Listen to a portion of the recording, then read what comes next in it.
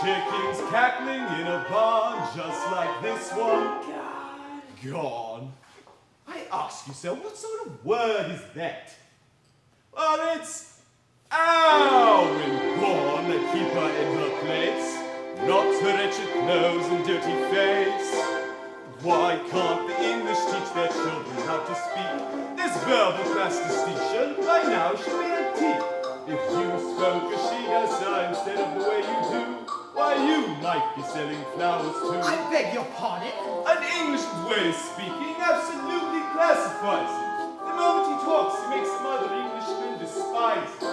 One part of the language I'm afraid we'll never get. Oh, why can't the English learn to set a good example to people whose English is painful to your ears? The Scotch and the Irish leave you close to tears. There even are places where English completely disappears. Well, in America, they haven't used it for years.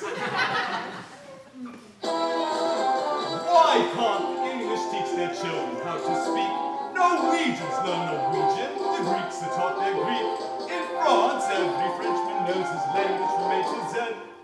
Well, the French never care what they do, actually, as long as they pronounce it properly. Arabians learn Arabian with the speed of summer lightning. The Higgins learn it backwards, which is absolutely frightening. But choose proper English, you're regarded as a freak. Oh, why can't the English? Oh, why can't the English learn to speak?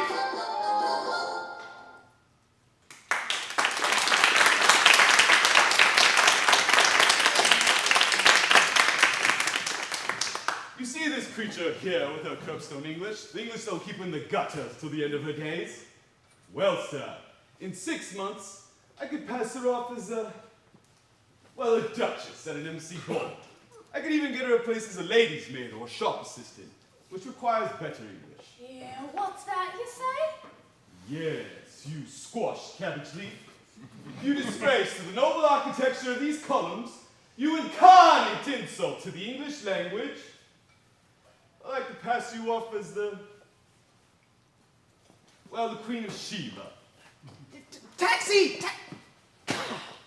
You don't believe that, do you, Captain? Well, anything is possible. I myself am a student of the Indian dialect. Are you?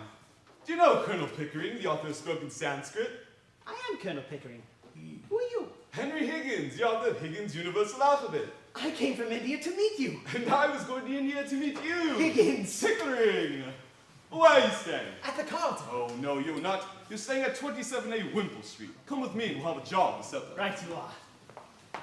I say, sir, will you buy a flower off the poor girl? I'm short for me lodging. Oh, liar. You said you could change half a crown. Oh, you ought to be stuffed with nails, you are. Here! Take the whole bloomin' basket for 6p. Ah, the church. A reminder.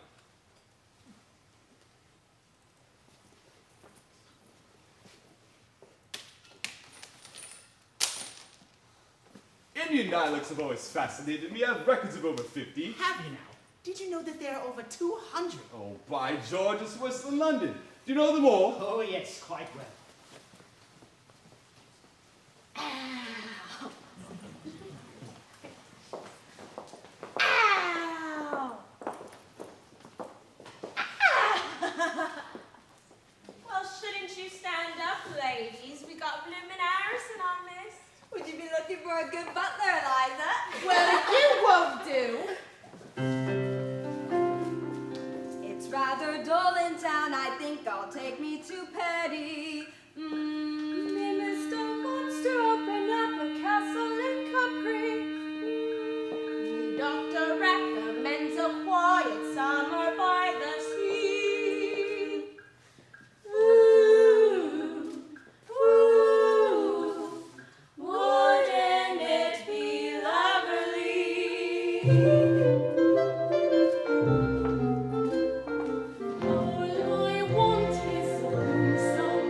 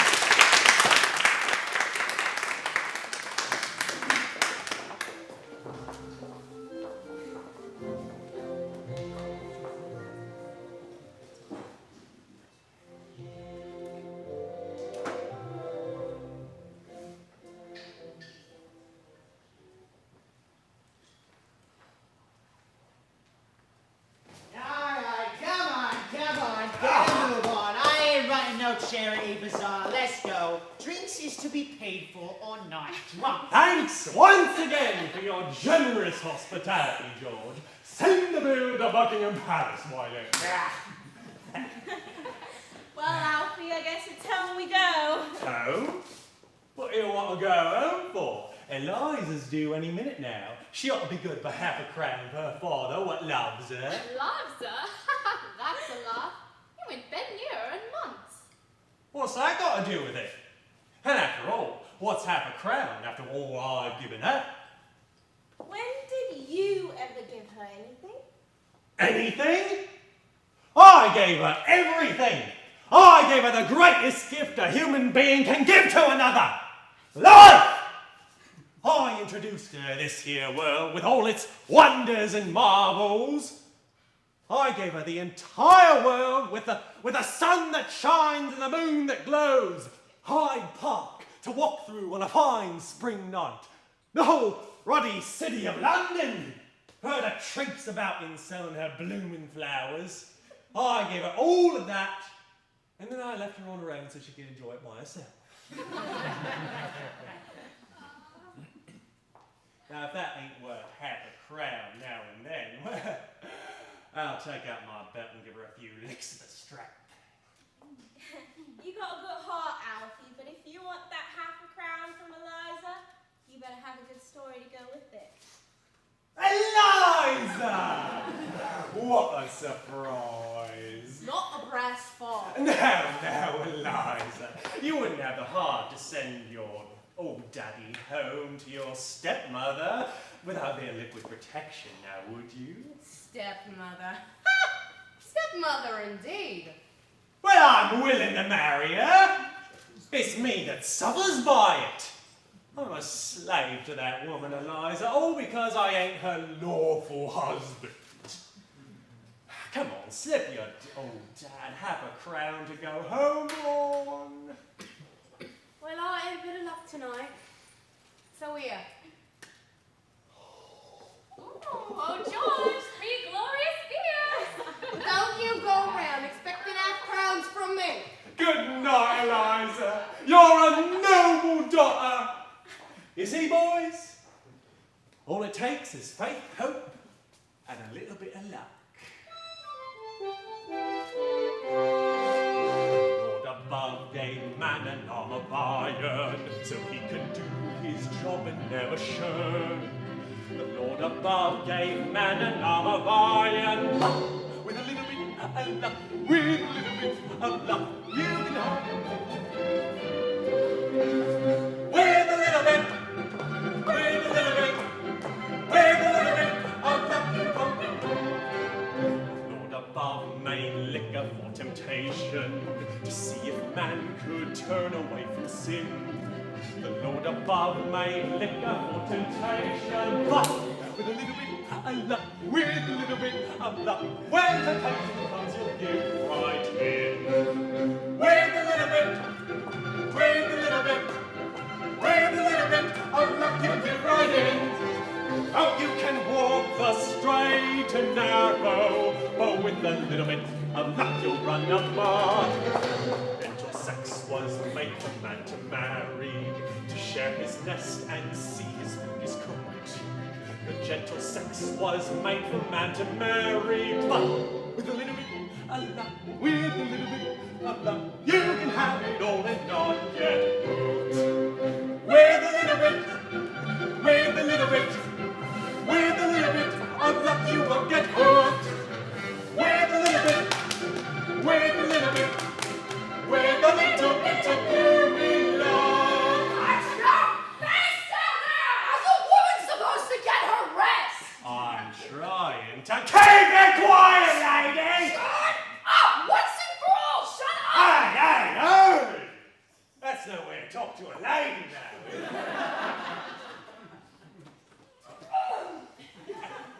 You see, boys, we gotta be neighborly like, after all. Neighbor, no matter where on land or sea or foam, the Lord above made man to help his neighbor. With a little bit of luck, with a little bit of luck, when he comes around, you won't be home. With a little bit. With a little bit of luck you won't be home. Throwing goodness at you, but with a little bit of luck a man can die. It's a crime for man to go philandering and fill his wife's poor heart with grief and doubt. Oh, it's a crime for man to go philandering, but with a little bit of luck, with a little bit of luck, you can see the bloodhound won't find out. With a little bit, with a little bit, with a little bit of luck, she won't find out. With a little bit, with a little bit, with a little bit of human love.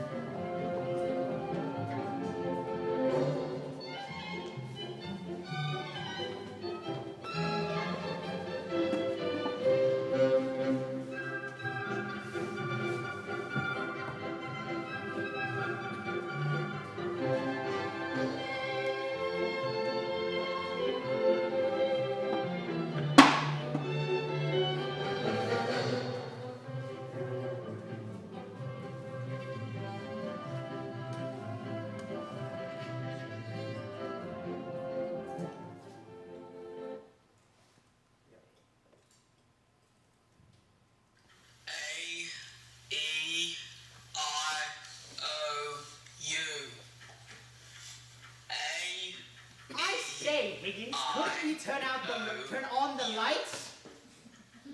Nonsense, you hear much better in the dark. Yes, but it is quite a fearful strain listening to all these vowel sounds. I'm quite done up for this afternoon. Mr. Higgins, are you there? What is it, Mrs. Pierce? The young woman wants to see you, sir. A young woman? What does she want? Oh, has she an interesting accent? Something dreadful, sir. Oh, let's have her in. Show her in, Mrs. Pierce. Very well, sir, it's for you to say. You know, this is rather a bit of luck, Pickering. I'll show you how I make records. We'll set her talking, and then we'll take her down in Bell's visible speech, and then in Rob Roman. And then we'll get her on the phonograph so that you can turn her on, as often as you'd like, with a written transcript before you. This is the young woman, sir.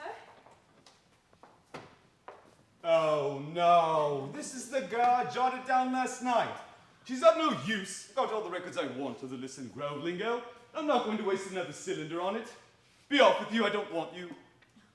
You ain't heard what I come for yet.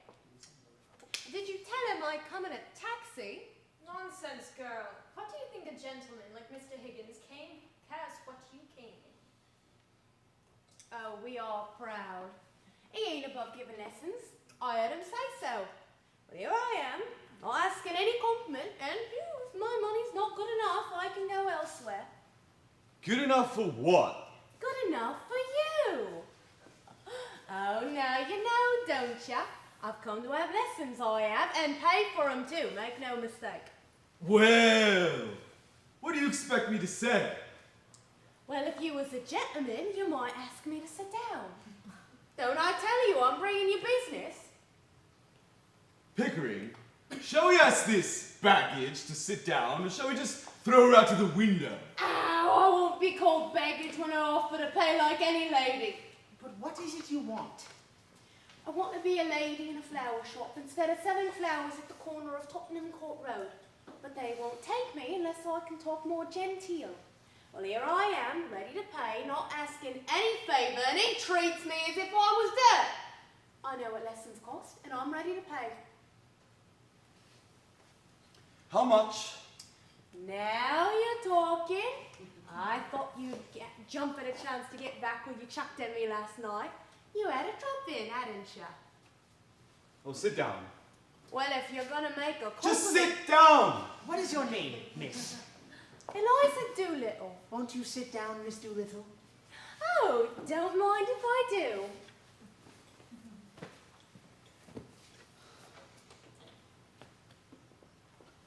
Now, how much do you propose to pay me for the lessons? Oh, I know what's right. A lady friend of mine gets French lessons for 18 pence an hour from a real French gentleman. Now, I wouldn't expect you to have the face to charge me the same for my own language as you would for French. So, I won't give more than a shilling. Take it or leave it. You know, Pickering, if you consider a shilling not as a simple shilling, but as a percentage of this girl's income, it works out as fully equivalent to, well, 60 or 70 pounds from a millionaire.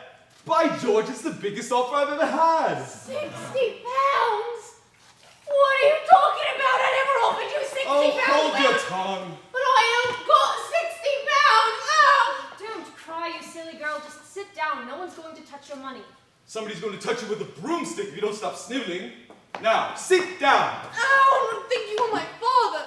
If I decide to teach you, I'll be worse than two fathers to you. Oh. Here, What's that for? to wipe your eyes. To wipe any part of your face that feels moist. Remember, that is your handkerchief and that is your sleeve. Don't mistake the one for the other if you wish to become a lady in short. You know, Higgins, I'm interested. What about your boast that you could pass her off as a duchess at the embassy ball? I'd say you're the greatest teacher alive if you can make that good. I'll bet you all the expenses of the experiment that you can't do it. And I'll even pay for the lessons. Oh, you're real good. Thank you, Captain. You know, it's almost irresistible. She's so deliciously low. So horribly dirty. Oh, I ain't dirty. I wash my face and hands before I come, I did. I'll take it. I'll make a duchess of this draggle-tailed gutter snipe. I'll start today, now, this moment. Take her away and clean her, Mrs. Pierce. Sandpaper if it won't come off in any other way. Is there a good fire in the kitchen? Yes, but Take all her clothes off and burn them. Bring up and order her some new ones. Just wrap her up in brown paper until they come. Oh, you're no gentleman. You're not to talk of such things. We want none of your slum prudery here, young woman. You've got to learn to behave like a duchess. Take her away, Mrs. Pierce. If she gives you any trouble, wallop her. I've no place to put her. I'll put her in the dustbin. Come, Higgins, be reasonable. You must be reasonable, Mr. Higgins. Really, you must. You can't simply walk over everybody like this. I walk over everybody? My dear Mrs. Pierce, my dear Pickering, I never had the slightest intention of, well, walking over anybody. All I propose is that we should be kind to this poor girl. And if I did not express myself clearly, it was because I did not wish to hurt her delicacy. Or yours. But sir, you simply can't take up a girl like that as if you were picking up a pebble on the beach. Why not? Why not? You don't know anything about her. What about her parents? She may even be married. God.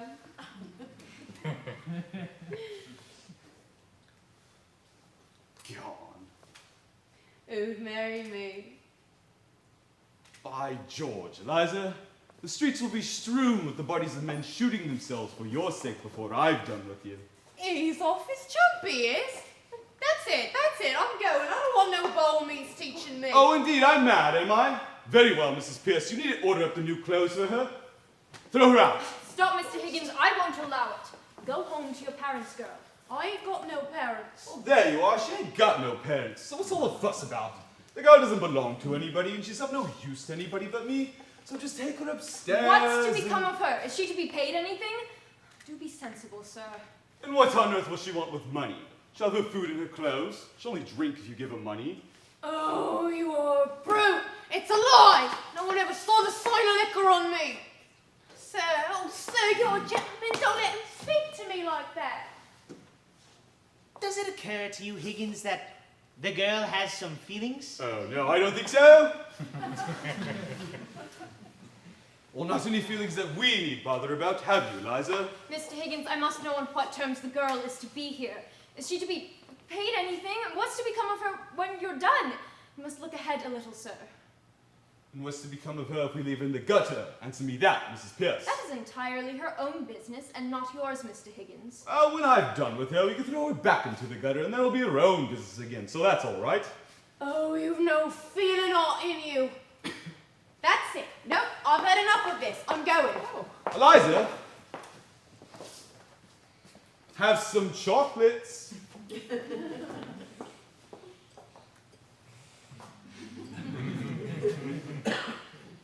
how do I know what might be in them? I've heard of girls getting drugged by the likes of you. Pledge of good faith, Eliza.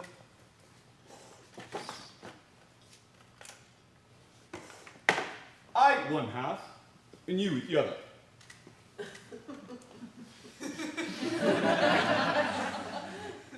I shouldn't have ate it. It got too late, like, and take it out of my mouth. Think of it, Eliza.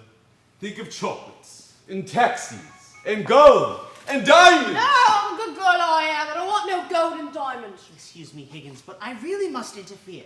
Mrs. Pierce is quite right. If you're going to put the girl here in your care for 6 months for an experiment in teaching, she is to understand thoroughly what she is to be doing.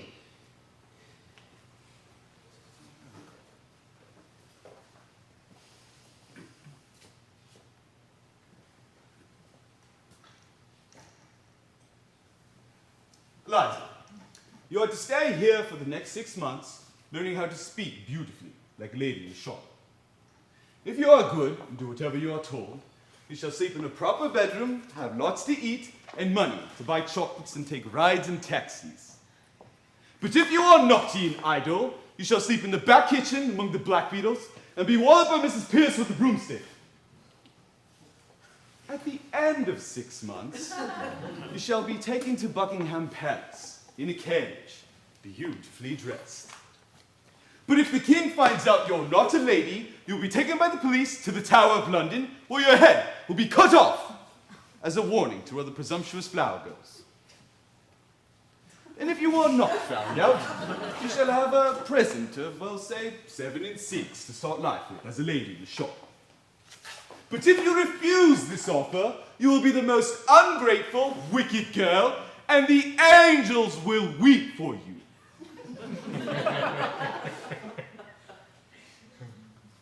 Now are you satisfied, Pickering? Could I put it more plainly or fairly, Mrs. Pierce? Come with me, Eliza. Oh, thank you, Mrs. Pierce. Bundle her off to the bathroom. I won't stay here if I don't like, and I won't let nobody wallop me. Don't answer that, girl. If I'd known what I was getting in for, I wouldn't have come here. I've always been a good girl, and I won't be put apart. In 6 months, in 3 if she has a good ear and a quick tongue, I'll take her anywhere and I'll pass her off as anything. I'll make a queen of that barbarous wretch. Higgins, forgive the bluntness, but if I'm to be in this business, I shall feel responsible for the girl. I hope it is clearly understood that no advantage is to be taken of her position. What, that thing?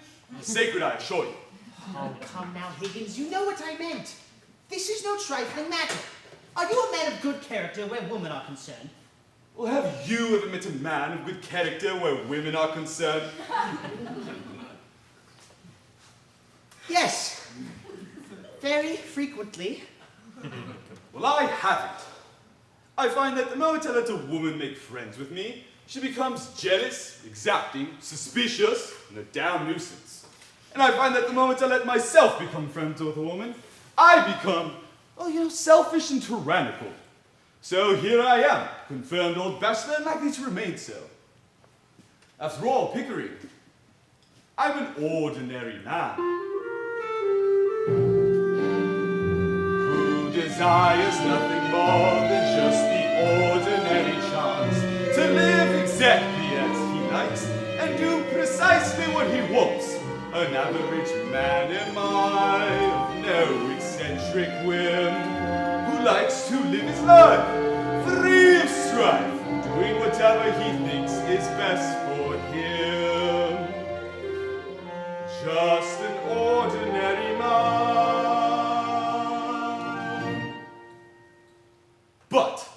let a woman in your life, and your serenity is through. She'll redecorate your home from the cellar to the dome, then get on to the enthralling fun of overhauling you. Let a woman in your life, and you are up against a wall. Make a plan and you will find she has something else in mind, and so rather than do either, you do something else that neither likes at all. You want to talk of Keats or Milton, she only wants to talk of love. You go to see a play or ballet and spend it searching for her love. Let a woman in your life, and you invite eternal strife. Let thee buy their wedding bands for those anxious little hands. I'd be equally as willing for a dentist to be drilling than to ever let a woman in my life. I'm a very gentle man, even-tempered and good-natured, whom you never hear complain, who has the milk of human kindness by the quarts in every vein. A patient man am I, down to my fingertips, the sort who never could ever woo, lets an insulting remark escape his lips. Just a very gentle man. But let a woman in your life, and patience hasn't got a chance. She will beg you for advice, your reply will be concise, and she'll listen very nicely, then go out and do precisely what she wants. You a man of grace and polish, who never spoke above a heart. Now that once you're using language, that will make a sailor blush. But let a woman in your life, and you are plunging in a knife. Let the others of my sex tie knots around their necks. I prefer a new edition of the Spanish Inquisition than to ever let a woman in my life. I'm a quiet young man who prefers to spend his evenings in the silence of his room, who likes an atmosphere as restful as an undiscovered tomb. A pensive man am I, a philosophic choice, who likes to meditate, contemplate, free from humanity's mad inhuman noise. Just a quiet living man. But let a woman in your life, and your sabbatical is through. In a line that never ends, come an army of her friends, come to jabber and to chatter and to tell her what the matter is with you. She'll have a booming, boisterous family who will descend on you en masse. She'll have a large Wagnerian mother with a voice that shatters glass. Let a woman in your life, oh, let a woman in your life, let a woman in your life. Oh, Higgins, don't you think you're being absurd? Oh, not so really. Women are not all bad. I think you're just overreacting. You just have to find the right woman.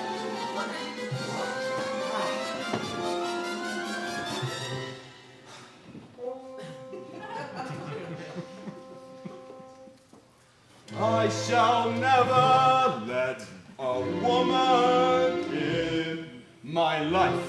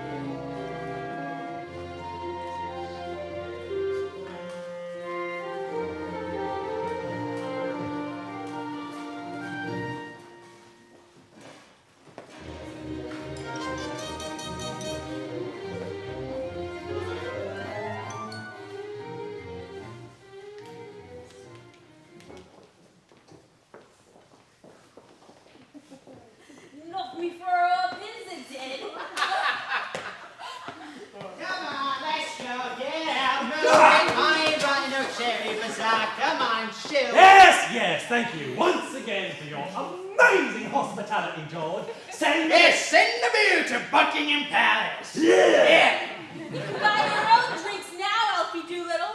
Fallen into a tub of butter you have. What tub of butter are you talking about? Your daughter, Eliza. You're a lucky man, Alfie Doolittle. What about Eliza?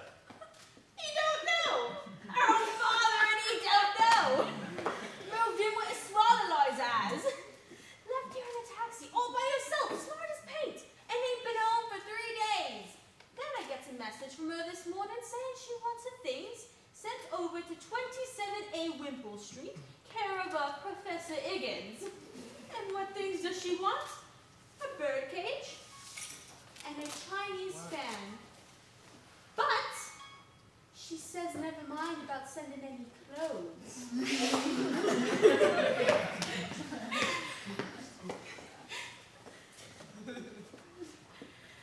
I knew she had a career in front of her!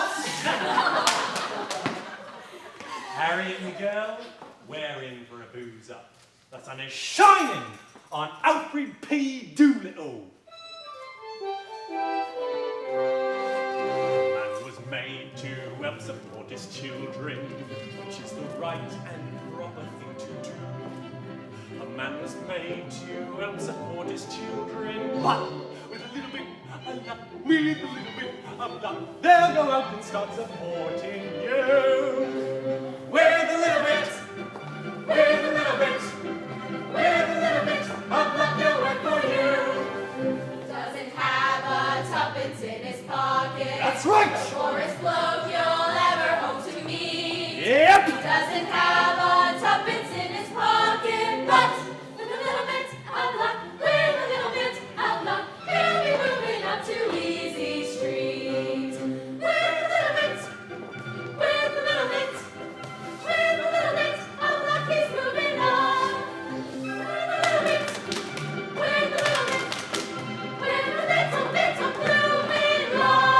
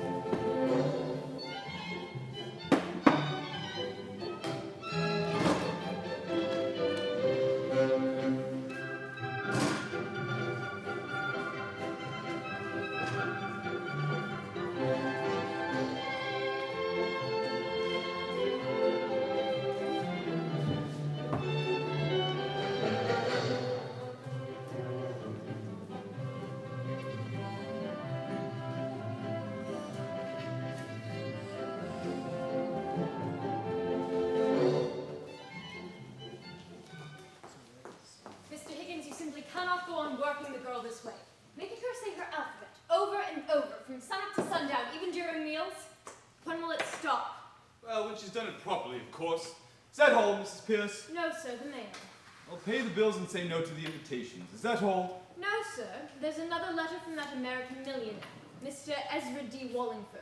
He still wants you to lecture for his Moral Reform League. I'll throw it away. It's the third letter he's written to you, sir. You should at least answer it. All right, leave it on the desk and I'll get to it. If you please, sir, there's a dustman waiting outside who wants to see you. He says you have his daughter here. Whew. I say, Send the blackguard in. he may not be a blackguard, Higgins. Oh, nonsense. Of course he's a blackguard. Well, whether he is or not, I'm afraid we shall have some trouble with him. Oh, no, I don't think so. If there's any trouble, he shall have it with me, not I with him. Alfred P. Doolittle. Professor Higgins!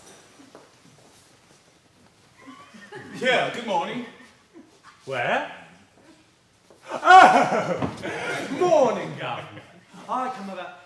I come about a very serious matter, Governor. Born in Hounslow, mother Welsh. What do you want, Doolittle? I want me daughter. That's what I want, see? Well, of course you do. You're her father, aren't you? I'm glad to see you have some spark of family feeling left. She's upstairs. Here, take her away at once. What? What? We'll take her away.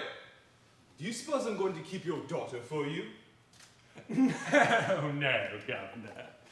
Is this reasonable? Is it fair to take advantage of a man like this? After all, you want the girl and she belongs to me. Where do I come in? How dare you come here and attempt to blackmail me? You sent her here on purpose.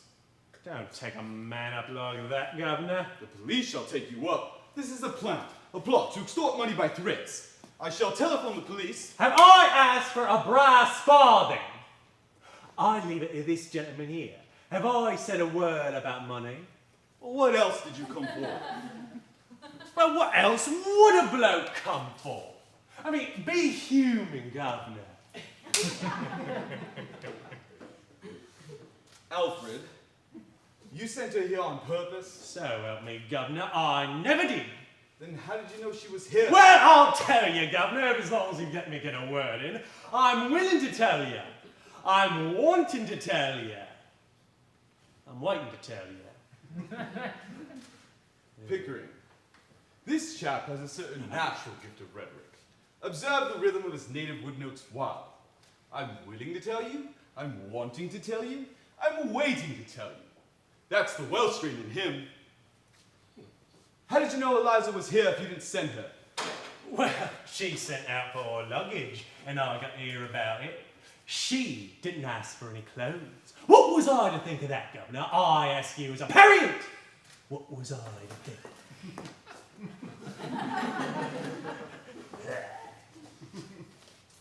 So you came to rescue her from worse than death, eh? That's right, Governor, that's right. Mrs. Pierce, Liza's father has come to take her away. Give her to him. Oh, no, Governor. We's men of the world, aren't we? Oh, men of the world, are we? You better go, Mrs. Pierce. I think so indeed, sir. Governor, I've taken a sort of fancy toward you. And if you're so set on having the girl, well, I'm not too set on having her back. But what I am open to is an arrangement. All I ask for you is my rights as a father, and you're the last man alive I'd expect to do me out of those. For I can see you're one of the straight sort, Governor. What's £5 to you, and what's Eliza to me? I think you should know, Mr. Doolittle, that Mr. Higgins' intentions are entirely honorable. Well, of course they are, Governor. I mean, if they wasn't, well, I'd ask for 50. Do you mean to say you would sell your daughter for £50? Have you no morals, man? No. I can't afford them, Governor. Neither could you if you were as poor as me, but hey, if Eliza's going to get something out of this, then why not me too? You see, look at it from my perspective. What am I? What am I ask you. I am one of the undeserving poor. Think what that means to a man. It means he's up against middle-class morality. So whenever I want to dip my hand into something, it's always the same answer. You're undeserving. So you can't have it. But my needs are as great as those as the last widow who got help from 6 different charities in the same week for the death of the same husband.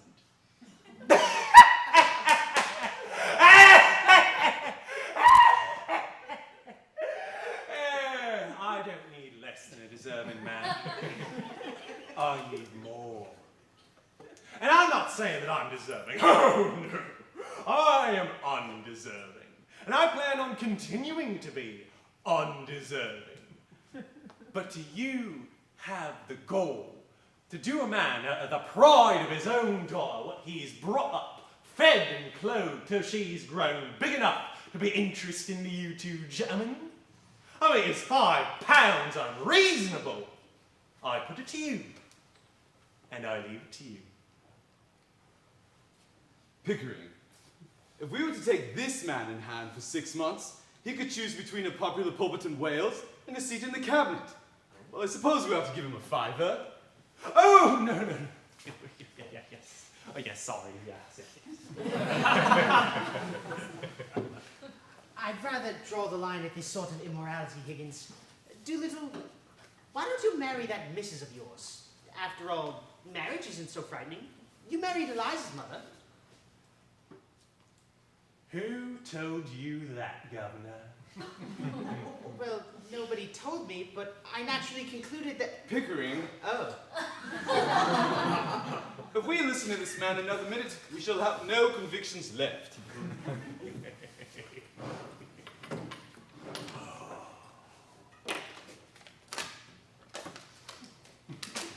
£5, I think you said? Thank you, Governor. I won't! Begging your pardon, Oh, miss. say those bloody vowels one more time. Blimey, it's Eliza. I never thought she'd clean up so well. She does me a service, doesn't she, Governor?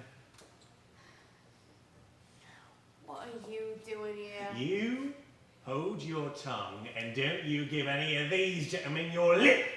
If she gives you any grief, sir, just give her a few licks of the strap.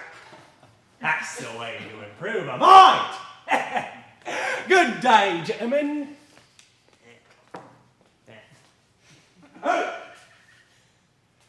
Cheerio, Eliza. By George, there's a man for you. A philosophical genius of the first water. Mrs. Pierce, write to Mr. Ezra Wallingford and tell him if he wants a lecturer to get in touch with Mr. Alfred P. Doolittle. A common dustman, but one of the most original moralists in England. Yes, sir. What was he doing here? Oh, say your vowels. I know my vowels. I knew them before I came. If you know them, say them. A, E, I, O. Stop! Say A-E-I-O-U. That's what I said. A, E, I, O, U. I've been saying them for 3 days and I won't say them no more. I know it's difficult, Miss Doolittle, but please try to understand. Oh, no use explaining, Pickering. As a military man, you ought to know that. Drilling is what she needs. Much better to leave her, or she'll be turning to you for sympathy. Oh, all right, Higgins, if you insist, but do go easy on her. Well, of course.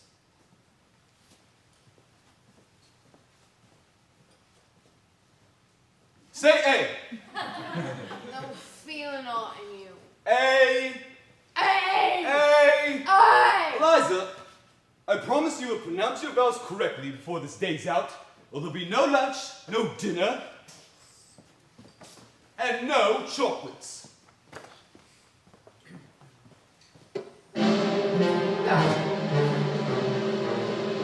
Just you wait, Henry Higgins, just you wait.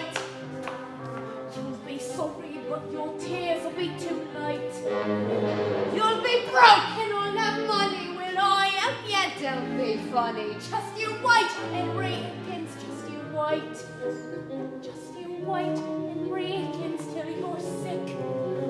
And you scream to fetch a doctor double quick. I'll be off a second later and go straight to the theater. Henry Higgins, just you wait. Oh, Henry Higgins, just you wait until we're swimming in the sea.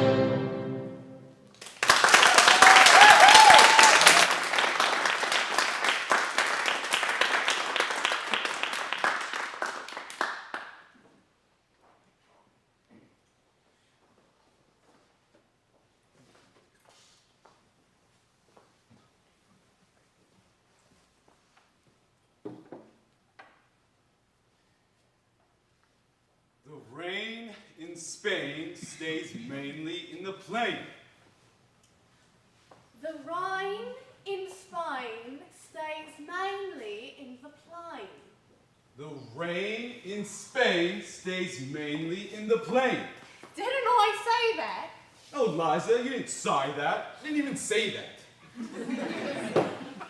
Every night while you used to say your prayers, I want you to repeat, the rain in Spain stays mainly in the plain, 50 times. You'll get much further with the Lord if you learn not to offend his ears. Now, for your H's. Pickering, this is going to be ghastly. Oh, control yourself, Higgins. Give the girl a chance. Well, of course. No one expects her to get it right the first time. Now, watch closely, Eliza. In Hartford, Harrisford, and Hampshire, hurricanes hardly ever happen. Now, repeat after me. In Hartford, Harrisford, and Hampshire, hurricanes hardly ever happen.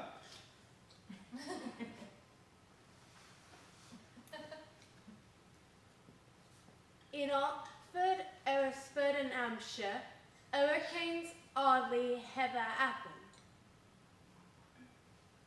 Oh, no idea at all, you know? Shall I do it over? No, please no. You can start from the very beginning. Just do this. Ha, ha, ha, ha. Ha, ha, ha, ha. Well, go on, go on. Ha, ha. Does the same thing hold true in India, Pickering? The peculiar habit of not only dropping a letter like the letter H, but using it where it shouldn't be, like hever instead of ever. You notice that some of the Slavic peoples, when they learn to speak English, have a tendency to do that with their G's. They say linja instead of linger, then they turn around and say singer instead of singer. Oh, I wonder why that's so. I must look that up. Go on, go on. Ha, ha.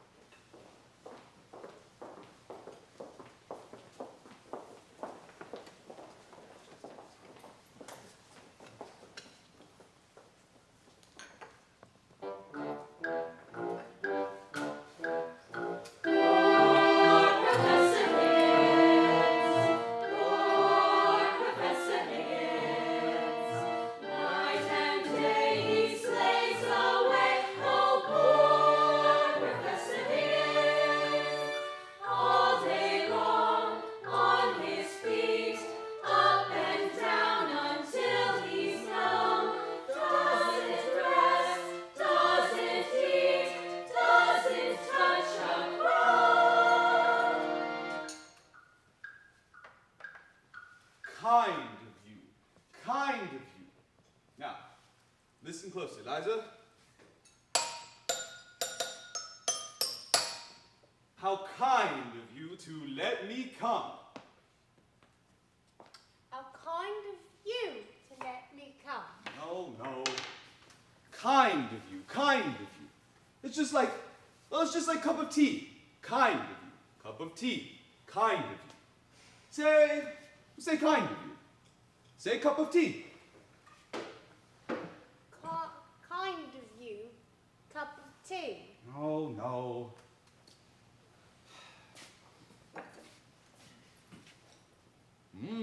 It's awfully good cake. I wonder when Mrs. Pierce gets it. Oh, yes. It's first rate. The strawberry tarts are delicious. And, oh, have you tried the plain cake? Now, try it again. Have you tried? Not you, Pickering!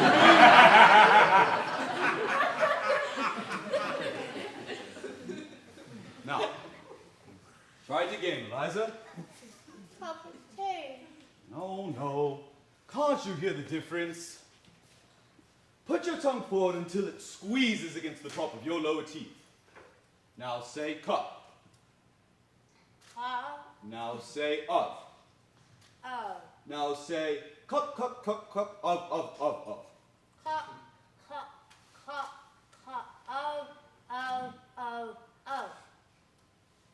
Yum, yum, yum, yum. These strawberry tarts were delicious. Oh, finish it, Pickering. Oh, I'm sorry. Finish it, Higgins. I couldn't eat another thing. Oh, no thanks, old chap, really.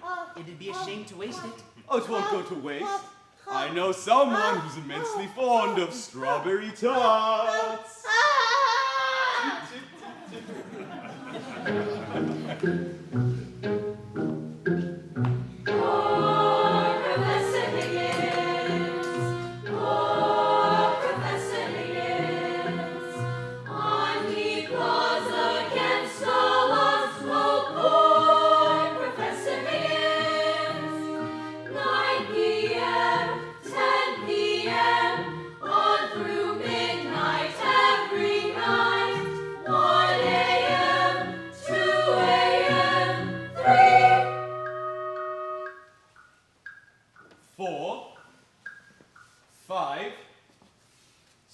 Marbles.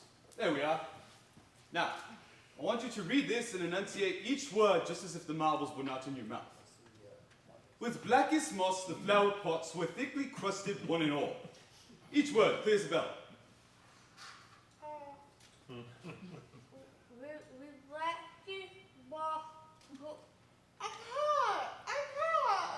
I say, Higgins, are those pebbles really necessary? They were necessary for Demosthenes. They are necessary for Eliza Doolittle. Now, go on, Eliza.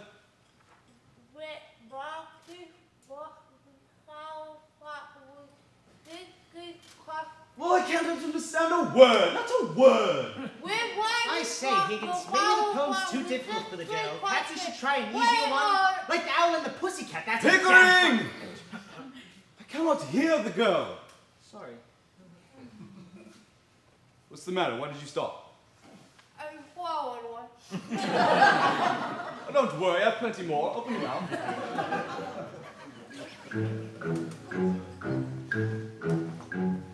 Quit, Professor Higgins. Quit, Professor Higgins. Hear our plea or payday, we will quit, Professor Higgins. Hey, not I, oh, not how, pounding, pounding in our rain. Hey, not I, oh, not how, don't say right, say right.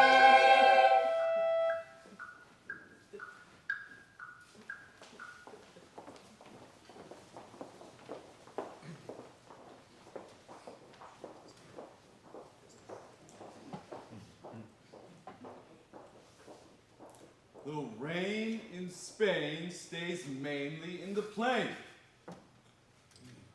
I can't. I'm so tired. I'm so tired.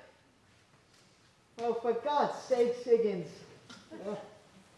It must be 3 o'clock in the morning. Do be reasonable. I'm always reasonable.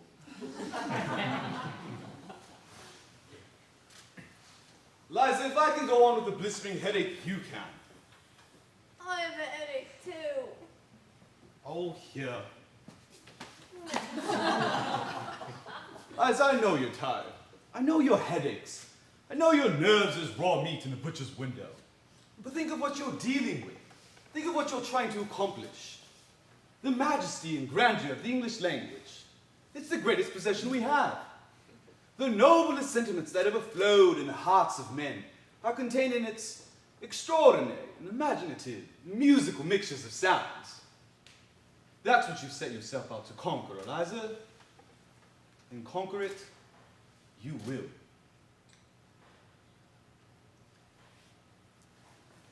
Now, try it again.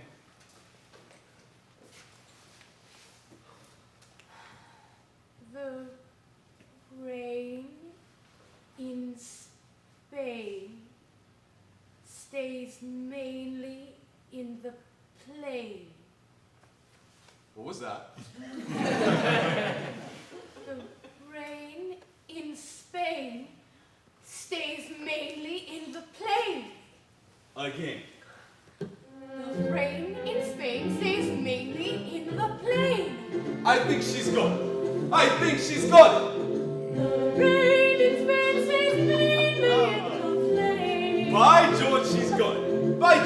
got it. Now once again, where does it rain? On the plain, on the plain, And where's that soggy plain? in Spain, in Spain. The rain stays mainly in the plain. The rain stays mainly in the plain. In Hartford, Huddersfield, and Hampshire. Hurricanes hardly happen. How kind of you to let me come. Now once again, where does it rain? On the plain, on the plain, And where's that blasted plain? in Spain, in Spain. The rain stays mainly in the plain. The rain stays mainly in the plain. Olé!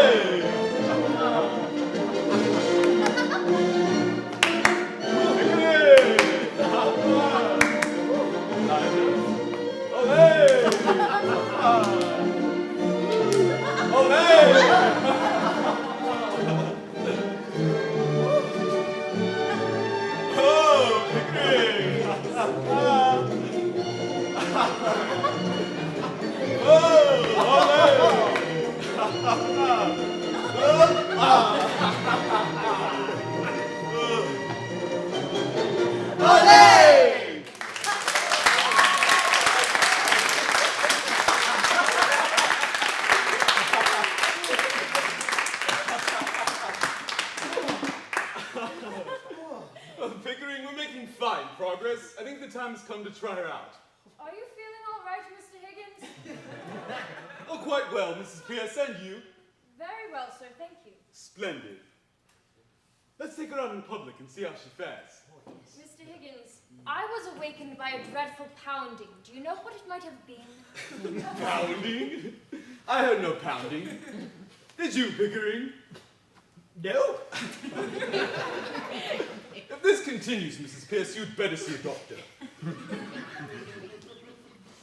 I know, Pickering. Let's take her to the races. The races? Yes, my mother's box at Ascot. You'll consult your mother first, of course. Oh, yes, of course. Yes, good. Well, no. We'll surprise her. Let's go to bed now so we can get up early in the morning and go off and buy her a new gown. Now go on with your work, Eliza. Mr. Higgins, it's early in the morning. And what better time to do work than early in the morning? Where does one go for a lady's gown? Whitney's, of course. How do you know that? Common knowledge. Is it? Yes. Well, we mustn't get her anything too flowery. I despise this sort of gown with a weed here and a weed there. Something simple, elegant, and modest is what's called for. Perhaps with a sash. Yes, just right.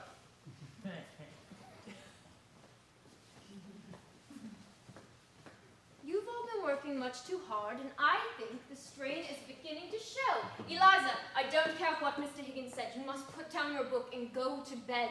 I couldn't go to bed. My head's too light to try to set down. Sleep, sleep. Couldn't sleep tonight. Not for all the jewels in the crown.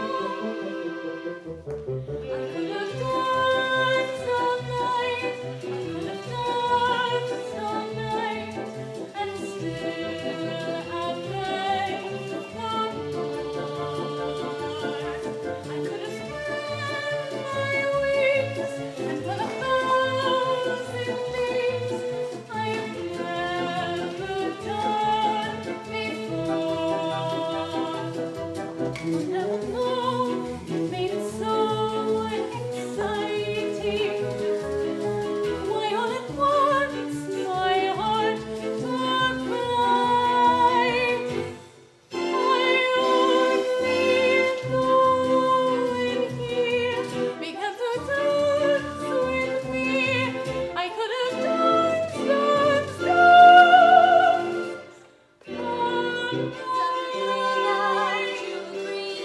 She ought to be in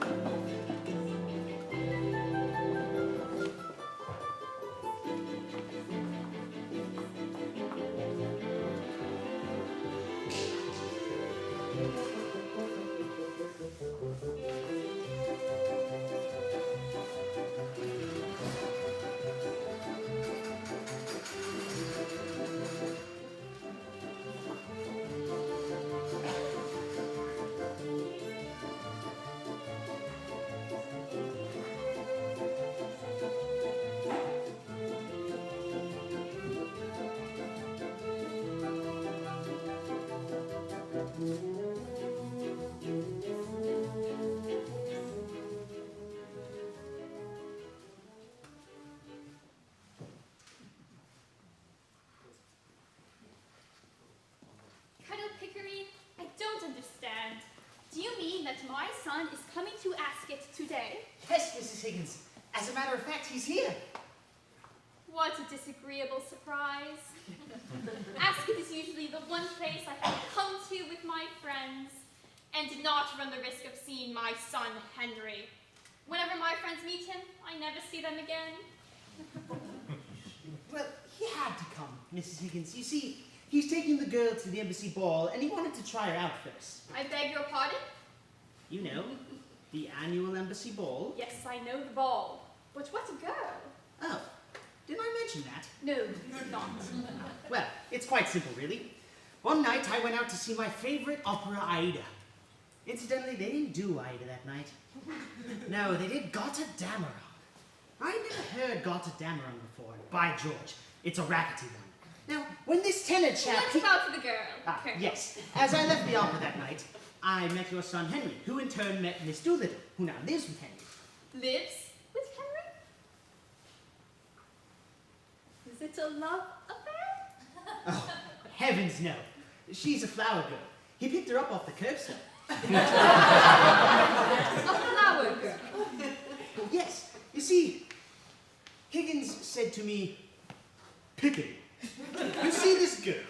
In 6 months I could turn her into a duchess at the embassy ball. And I said, no you can't. And he said, yes, I can. So I bet him that he couldn't do it. And I did. And he is. The horses are leaving the paddock, Mrs. Higgins. Forgive me, Mrs. Higgins. I must go fetch her. But Colonel, am I to understand that Henry is bringing a flower girl to Ascot? Yes, Mrs. Higgins. Jolly good. That's precisely right. Jolly good. Charles, you'd better stay close to the car. I may be leaving abruptly.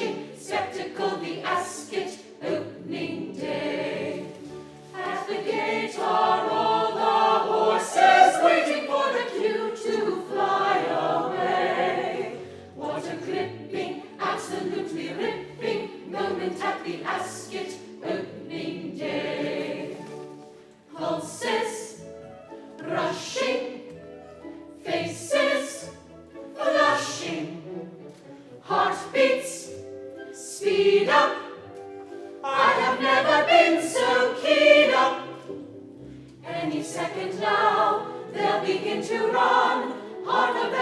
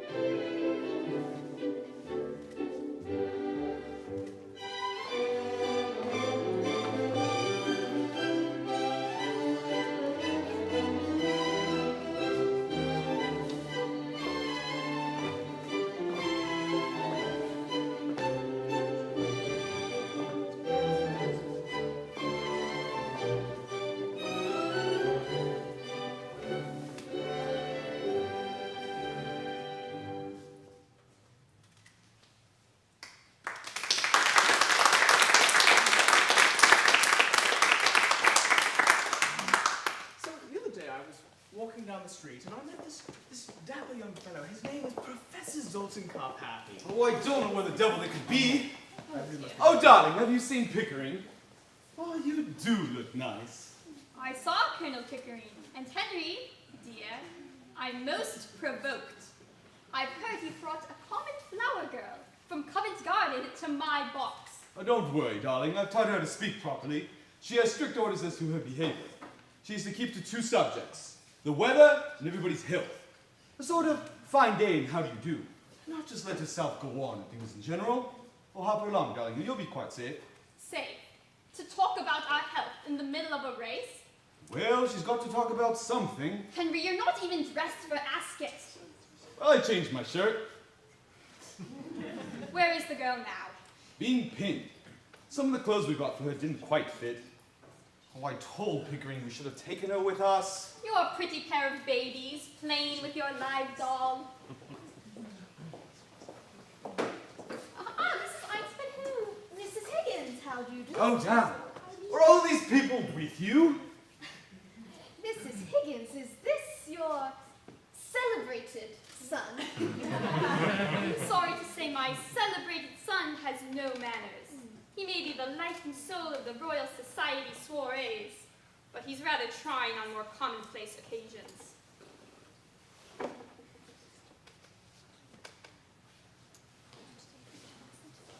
Henry, dear, are they ever going to sing?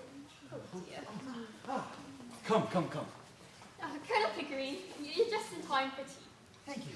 May I introduce Miss Eliza Doolittle? My dear Miss Doolittle. How do you do? Quite well, my dear. Mrs. Einsman Hill. Miss Doolittle. How do you do? How do you do? Lady Boxington. Miss Doolittle. How do you do? How do you do? And Freddie Einsman Hill. How do you do? How do you do?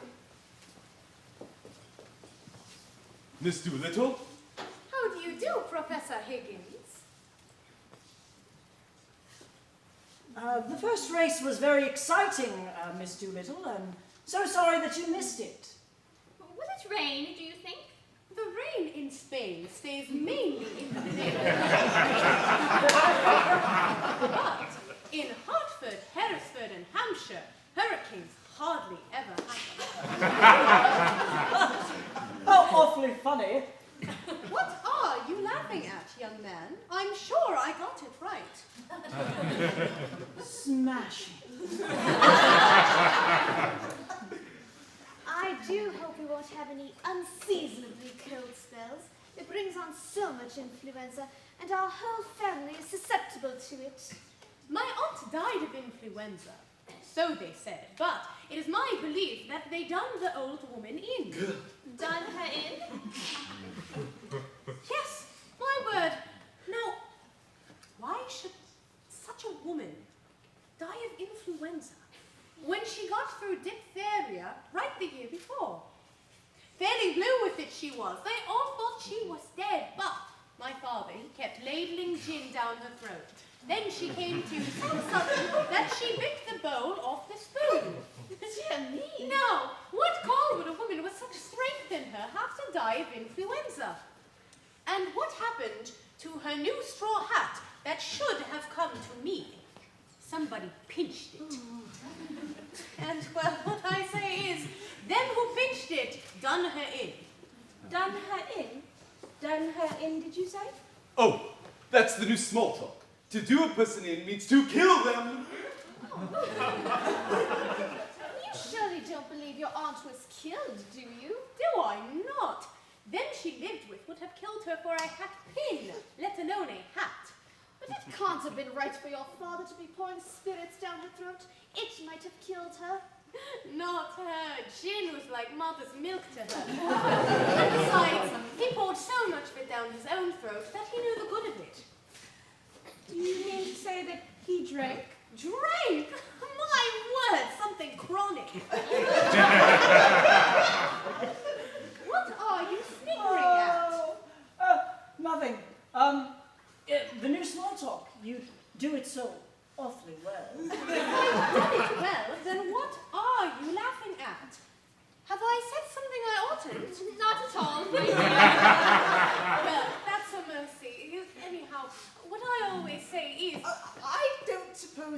enough time to place a bet before the next race. Come here, dear. I'm afraid not, Colonel Pickering. Miss Doolittle, you see, I have a bet on number 7, and I would be so delighted if you should take it. You'll enjoy the race ever so much more. How very kind of you. His name is Dover. There they are again, lining up to run. While the bell is ringing, they are springing forward. Look, it has begun. Come on, Dover, come on. Come on, Dover. Come on, Dover, move your bloomin'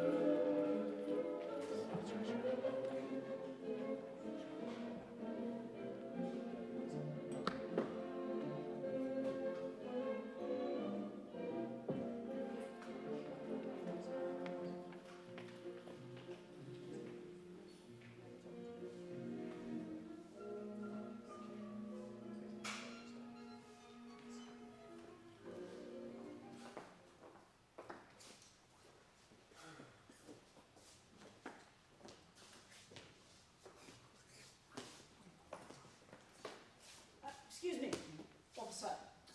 So I know that this is Wimpole Street, but would you mind telling me where 27A is? Oh, it's right there, sir. Good day, sir.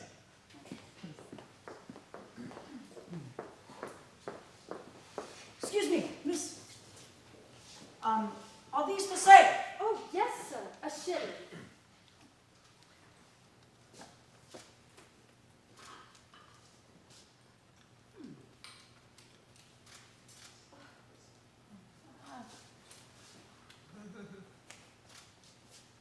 Oh, thank you kindly, sir. Yes, you're welcome. Isn't it just a heavenly day? It is, sir. Hmm.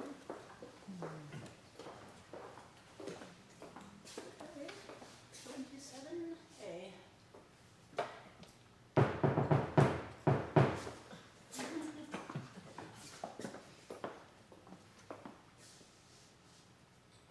When she mentioned how her aunt bit off the spoon, she completely done me in. And my heart went on a journey to the moon when she told about her father and a Jane.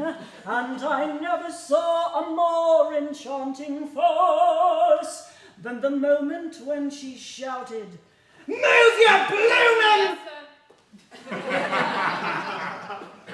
Is Miss Eliza Doolittle at home? Whom shall I say is calling?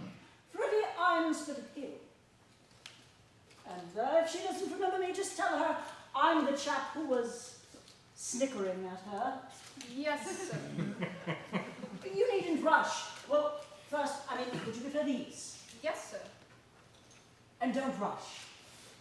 I want to drink in this street where she lives. Yes, sir.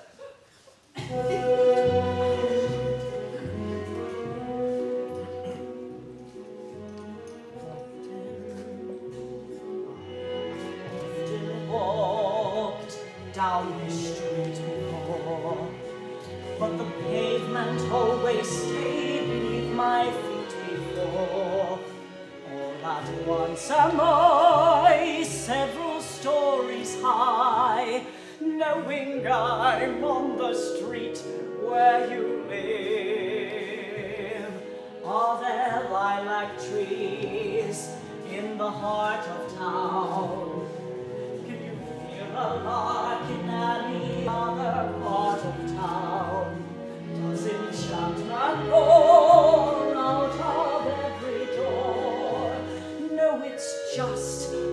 the street where you live.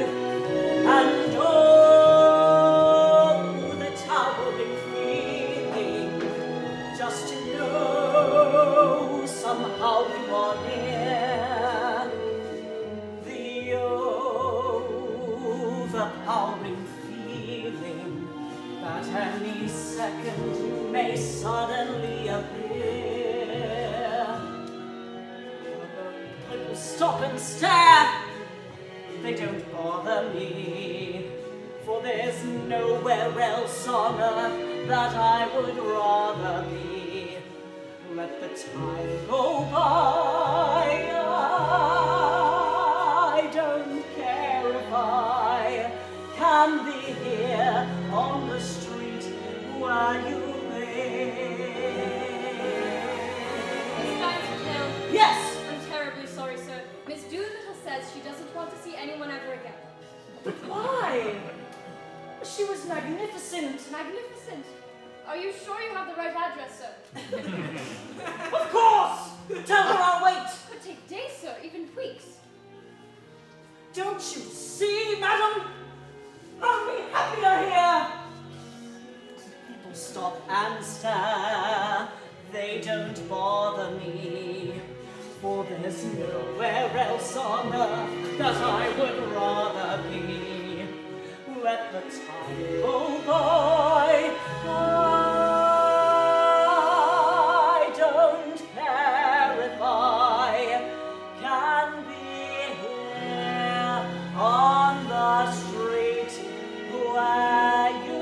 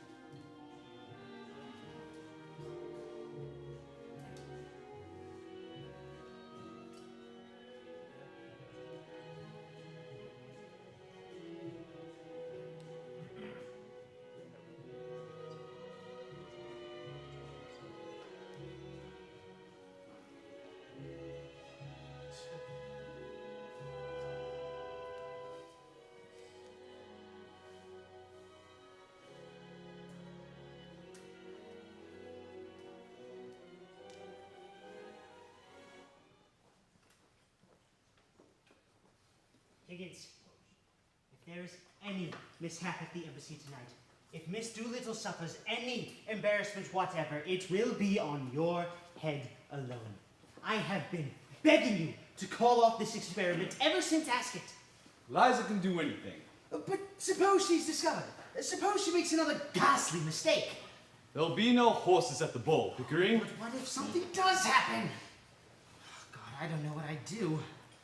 Well, you could always rejoin your regiment. Higgins, this is no time for flippancy. The way you've driven her these past 6 weeks has exceeded all the known bounds of comfort.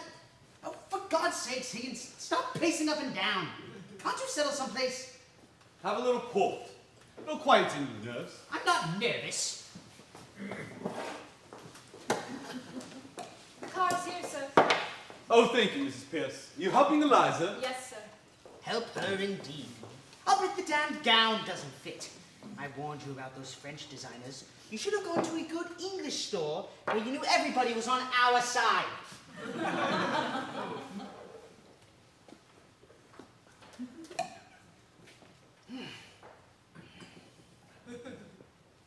Have a little port. Oh, no, thank you. It'll quieten your nerves. No, thank you.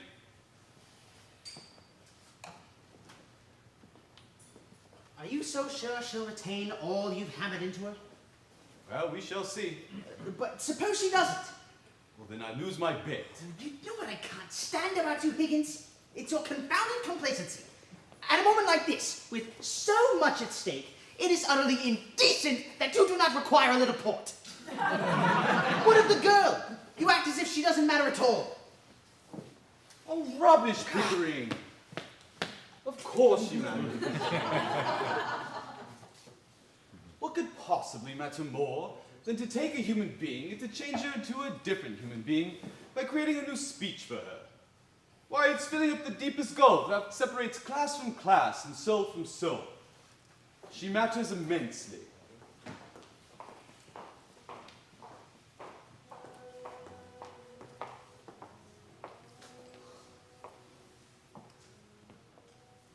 You look beautiful, Miss Doolittle. Thank you, Colonel Pickering. Don't you think so too, Higgins? Not bad. Not bad at all.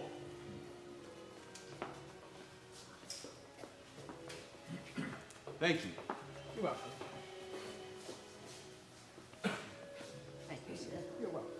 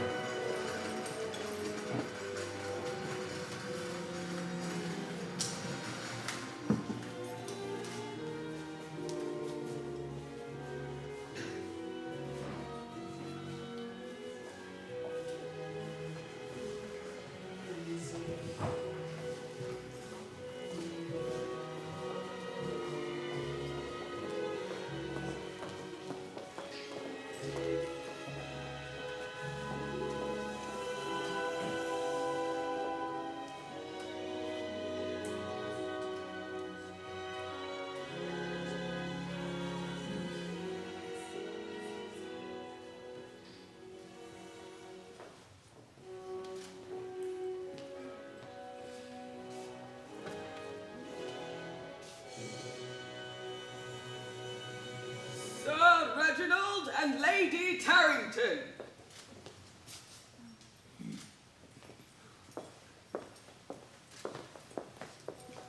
Professor Zoltan Karpathic. Colonel Hugh Pickering. Mrs. Higgins.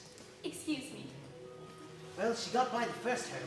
The ambassador and his wife were completely captivated. I know. I've heard several people asking who she is. Do tell me what's happened. Well, when they went up to the ambassador and his wife, Madam Ambassador said, "How do you do?" And Eliza shot right back with, "How do you do?" Is that all? Oh, no. When it was my turn, the ambassador and his wife came up to me and they said, "Colonel Pickering, who is this magnificent woman with Professor Higgins?" What did you say? Well, I was stopped for a moment. But then I collected myself and I said, "Miss Eliza Doolittle." That was quick thinking, Colonel. Mrs. Higgins, do you think Eliza will make it? Oh, I hope so. I've grown terribly fond of that girl. Professor Henry Higgins.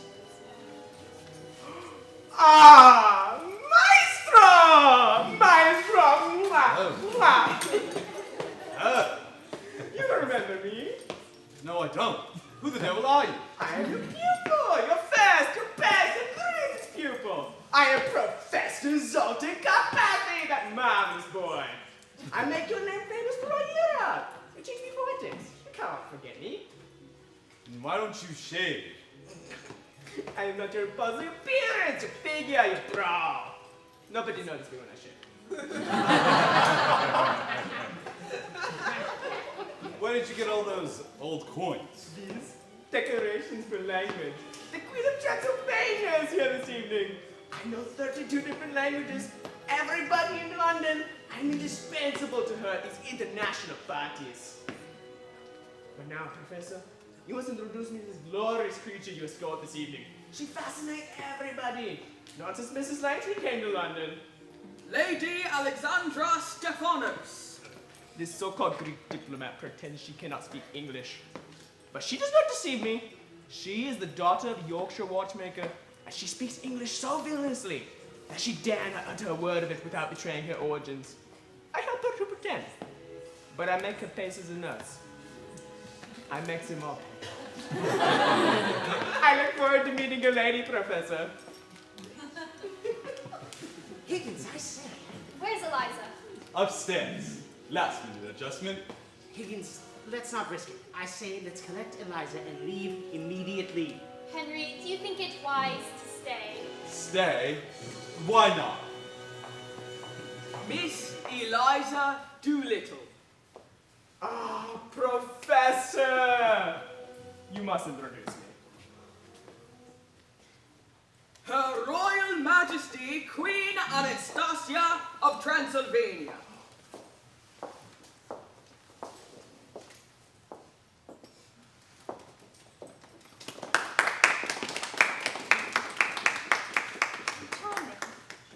Charming.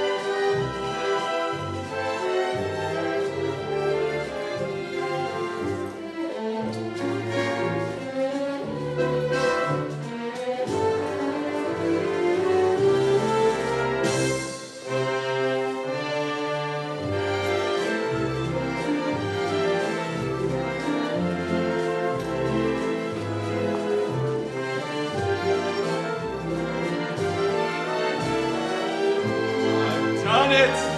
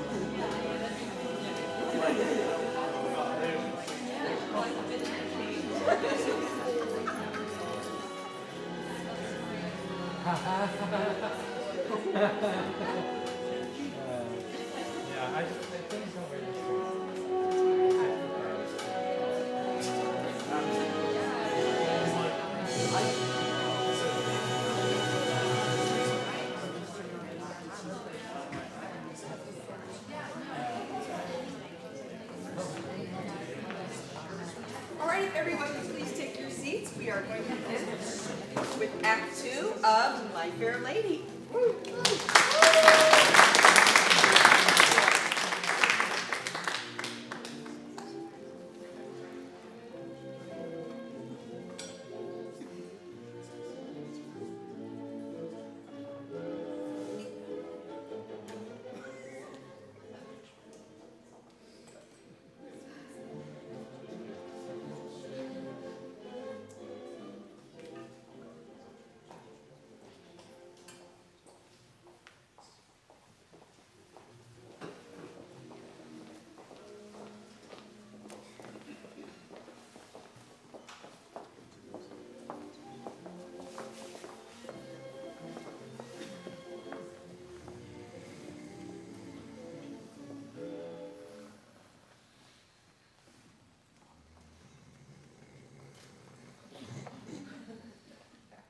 Pickering, did you spot that dreadful Hungarian holiday? Yes, quite an odd one, that was. Oh, gosh.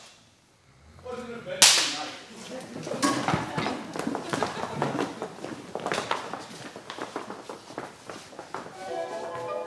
It was an immense achievement.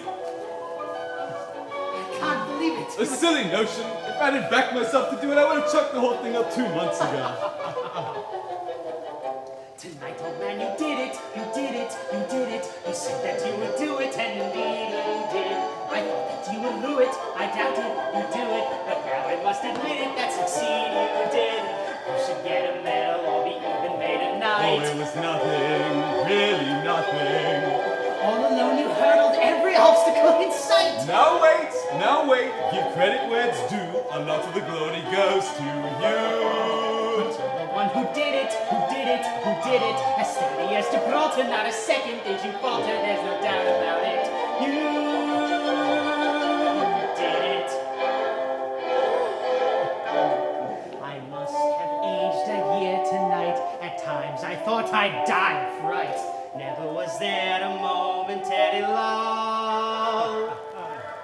Shortly after we came in, I saw at once we'd easily win, and after that I found it deadly dull. You should have heard the oohs and ahs, everyone wondering who she was. You think they never seen Our Lady before?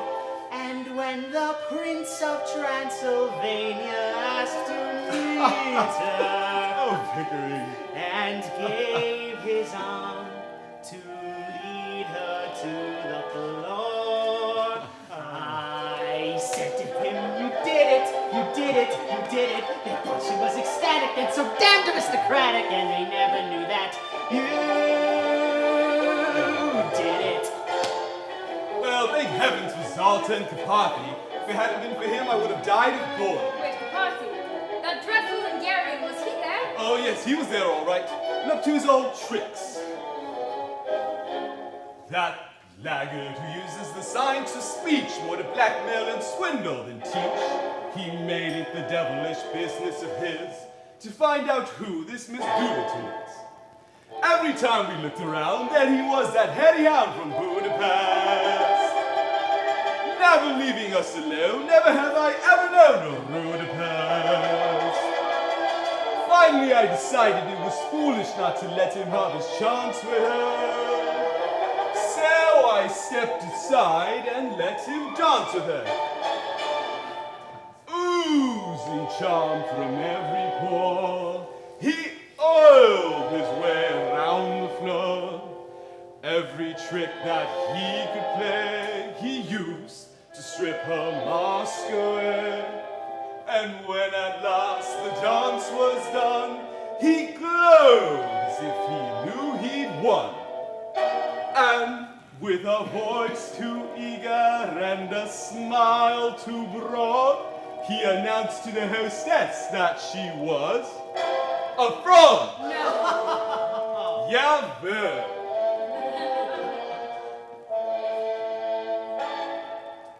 Her English is too good, he says, which clearly indicates that she is foreign. Whereas others are instructed in their native language, English people aren't. And although she may have studied with an expert dialectician and grammarian, I can tell that she was born Hungarian. Not only Hungarian, but of royal blood. She is a princess.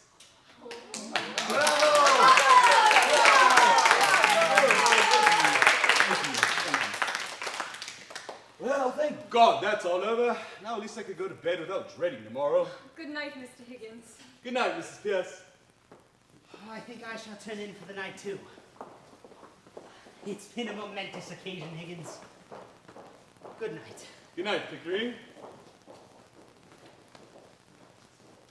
Oh, Mrs. Pierce! Oh, damn. I meant to tell her I wanted coffee in the morning instead of tea. Leave a little note for her, Eliza, will you?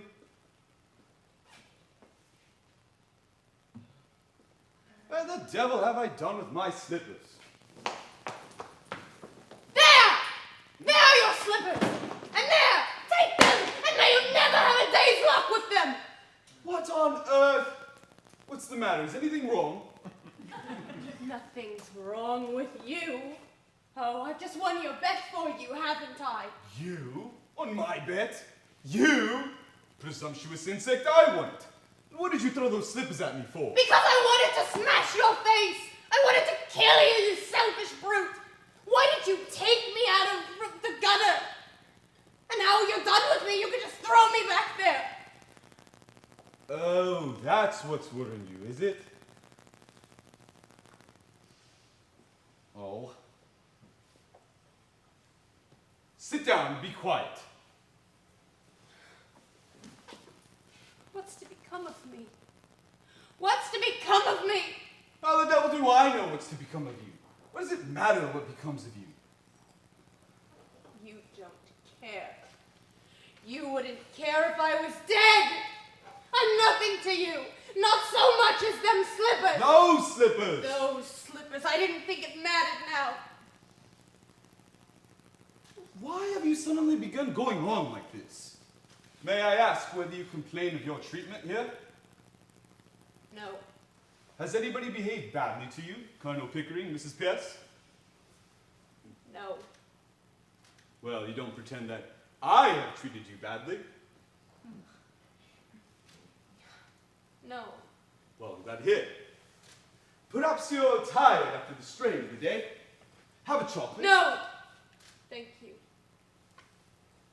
Well, I suppose it was only natural for you to be anxious. But there's nothing more for you to worry about. It's all over. It's all over. It's all over for you. Oh, show is dead. What? Why? In heaven's name, why? Oh, listen to me, Eliza. All this irritation is purely subjective. I don't understand. I'm too ignorant. Well, it's only imagination. Nobody's hurting you. Nothing's wrong. Now, you go to bed like a good little girl and sleep it off. Have a little cry and say your prayers. That will make you comfortable. I heard your prayers. Thank God it's all over. Well, don't you thank God it's all over. Now you are free. You can do what you like. What am I fit for? What have you left me fit for? What am I to do? Where am I to go? What's to become of me? Oh, that's what's worrying you, is it? Well, I shouldn't bother about that if I were you. I should imagine you won't have too much difficulty in settling yourself somewhere or other. Although I hadn't quite realized you were going away. You might marry, you know. You see, Eliza, not all men are confirmed old bachelors like me and the Colonel. Most men are the merry sort. Poor devils. And you're not bad looking. You're quite a pleasure to look at times. Well, not now, of course. You've been crying. You look like the very devil. But when you're all right, quite yourself, you're what I should call attractive. Oh, come, Eliza. Now you go to bed and sleep it off. Have a good night's rest, and then get up in the morning and look at yourself in the glass. And then you won't feel so cheap. I dare say my mother could find some chap or other who would do very well. We were above that in Covent Garden. Well, what do you mean? I sold flowers. I didn't sell myself. Now you've made me a lady. I'm not fit to sell anything else. Oh, tosh, Eliza. Don't insult human relations by dragging all that cant about buying and selling into it. You needn't marry the fellow if you don't want to. What else am I to do? Oh, lots of things. Say, what about that old idea of a florist shop? Pickering can set you up in one. He's got lots of money. Oh, come, Eliza. You'll be all right. Well, I must clear off to bed. I'm devilishly sleepy. By the way, I was looking for something. What was it? Your slippers. Oh, yes. You shined in that one. Before you go, sir. Do my clothes belong to me or Colonel Pickering? What the devil use would they to be to Colonel Pickering? Why must you go on bothering about that in the middle of the night? Because I don't want to be accused of stealing. Stealing? Eliza, you shouldn't have said that. It shows a want of feeling. Oh, I'm sorry. I'm only a common, ignorant girl, and there can't be any feelings between the likes of you and the likes of me. Now will you please tell me what belongs to me and what doesn't? Well, you may take the whole damn house full if you like, except the jewelry. Those are hired. Will that satisfy you? Stop, please! Will you take these to your room and keep them safe? I don't want to run the risk of them being missing. Oh, hand them over. If these belong to me instead of the jeweler, I'd ram them down your ungrateful throat. This isn't the jeweler's. It's the ring you bought me in Brighton. I don't want it anymore. Don't you hit me! Hit you? You infamous creature! How dare you accuse me of such a thing? It is you who have hit me. You've wounded me to the heart. I'm glad. I've got a little of my own back anyhow. Well, you've caused me to lose my temper, a thing that has hardly ever happened to me before. I prefer to say nothing more tonight. I'm going to bed. You better leave your own note for Mrs. Pierce, for it won't be done by me! Damn the coffee and damn Mrs. Pierce. And damn you. You know, and damn my own folly in having lavished my hard-earned knowledge and the treasure of my own regard and intimacy. Well, on a heartless gutter snipe.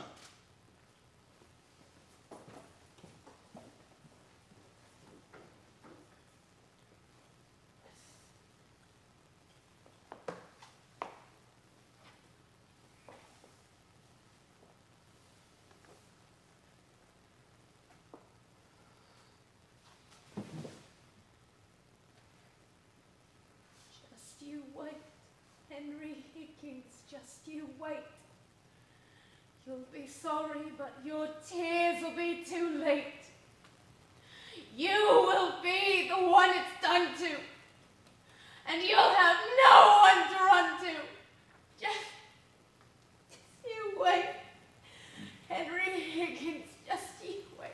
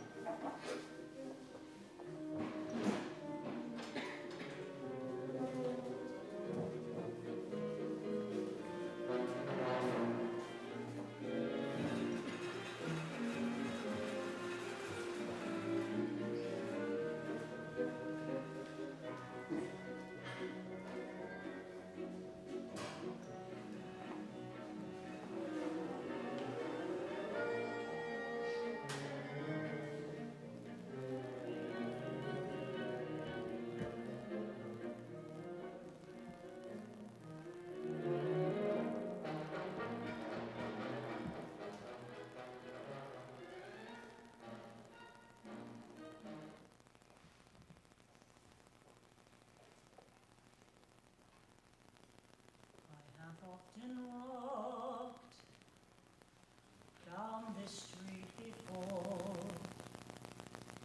but the pavement always stayed beneath my feet before. All at once am I, several stories high, knowing I'm on the street where you live.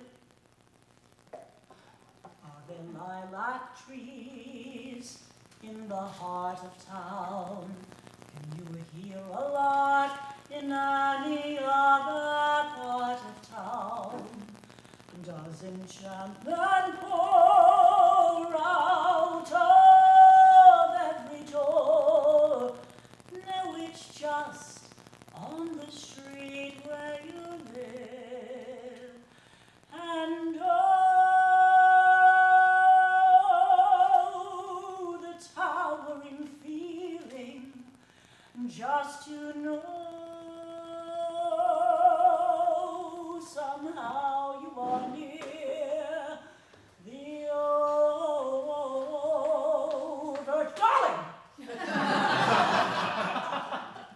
What are you doing here? Nothing. Well, I mean, you see, I spend most of my time here, and, don't laugh at me. You see, well,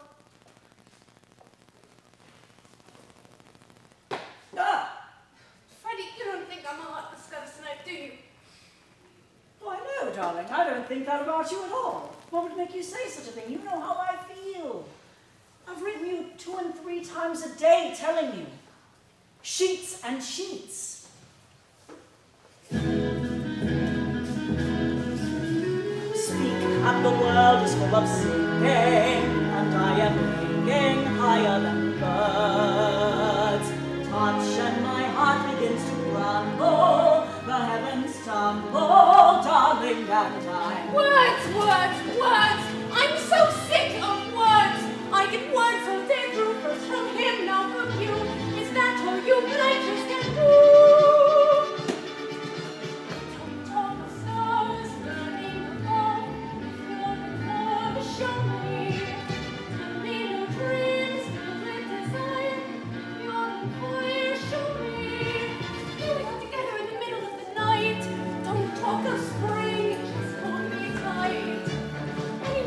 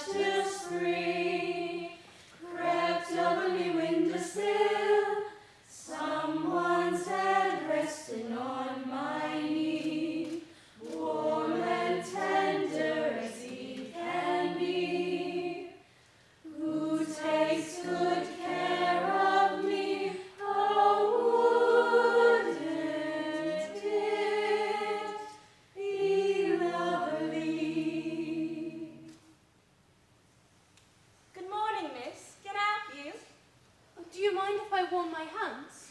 Go right ahead, miss. Excuse me, miss. Yes? For a second there, I thought you was somebody else. Who? Forgive me, miss. Early morning light playing tricks with me eyes. Can I get you a taxi, ma'am? A lady like you shouldn't be walking around London alone at this hour of the morning. No, thank you. Good morning, miss. Someone's head resting on my knee, more content as he can be, who takes good care of me, oh, tender, lovely. Well, good night to you, Cecil. Time to go, Alfie. Thank you once again for coming, Mr. Doolittle. We value your patronage. Oh, thank you, George. Here, give the missus a trick of writing on me. Thank you, Mr. Doolittle. Father? You see, Harriet, the man has no mercy. Sent me own daughter here to spy on me and me misery. Well, I am miserable. You can tell him that much. What happened? Why are you dressed like that? Like you don't know. Go back to that Wimpole Street blighter and tell him what he's done to me. What has he done to you? He's ruined me, he has. Bundled me up and delivered me into the hands of middle-class morality. And don't you defend him. Was it him or was it not him that wrote to an old American blighter by the name of Wallingford, who was giving away $5 million to found moral reform societies of all things, and told him that the most original moralist in London was a Mr. Alfred P. Doolittle, common dustman? That sounds like one of his jokes. Well, it ain't a joke. It's done me up the ends. The bloke up and died and left me £4,000 in his blooming will. Oh, come on, Alfie. In a couple of hours, you have to be at the church. Church? Oh, yes. Church. The deepest cut of all. Your stepmother wants to marry me. Why do you think I'm dressed up like a bloody pallbearer? I am respectable, so she wants to be respectable. Well, if you're so miserable, then just give the money back. Well, that's the thing, Eliza. It's easier just say up and chuck it, but I haven't the nerve. We're all intimidated. Intimidated is what we are, Eliza. And that's what I am. Brought up. All thanks to that precious professor of yours. It's not my precious professor. Oh? Tossed you out as well, has he? Oh, that's his plan. First he thrust me into the middle class, then he thrust you out for me to support you. That's his game. But you need to double-cross him, Eliza. Don't you take a tuppence from me. You can support yourself now. You're a lady, and you can do so. Darling, it's getting awfully cold in that taxi there. Well, good luck, Dad. Oh, I might as well ask you, do you want to come and see me turned off this morning? St. George's, Hanover Square, 10 o'clock. I would not advise it. But you will. No, thank you, Dad. Are we all finished here, darling? Yes, I'm finished here. Good luck, Dad.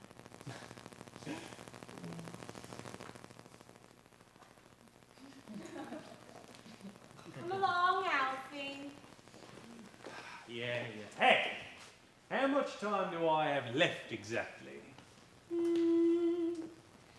There's just a few more hours. That's all the time you've got. A few more hours before they tie the knot. There are drinks and girls all over London, and I have to track them down in just a few more hours. Or you can sober up and leave them alone. I'm getting married in the morning. Ding dong, the bells are gonna chime. Hold out the stumper, have a whopper, but get me to the church on time. I gotta be there in the morning. First up, you make me right. Girls, come and kiss me, show how you miss me, but get me to the church on time. Dancing roll up the door, if I am whistling, hurry out the door. For I'm getting married in the morning. Ding dong, the bells are gonna chime. Kick up a rumpus, but don't lose the compass, and get me to the church, get me to the church. For God's sake, get me to the church on time. I'm getting married in the morning. Ding dong, the bells are gonna chime. Drug me and bail me, stab me and mail me, but get me to the church on time. I gotta be there in the morning. Stop and look at me cry. Some look who's able, Get me to the church on time. If I am flying, then shoot me down. if I am wooing, get her out of town. For I'm getting married in the morning. Ding dong, the bells are gonna chime. Feather and Tommy, call out the army, and get me to the church. Get me to the church. For God's sake, Get me to the church on time.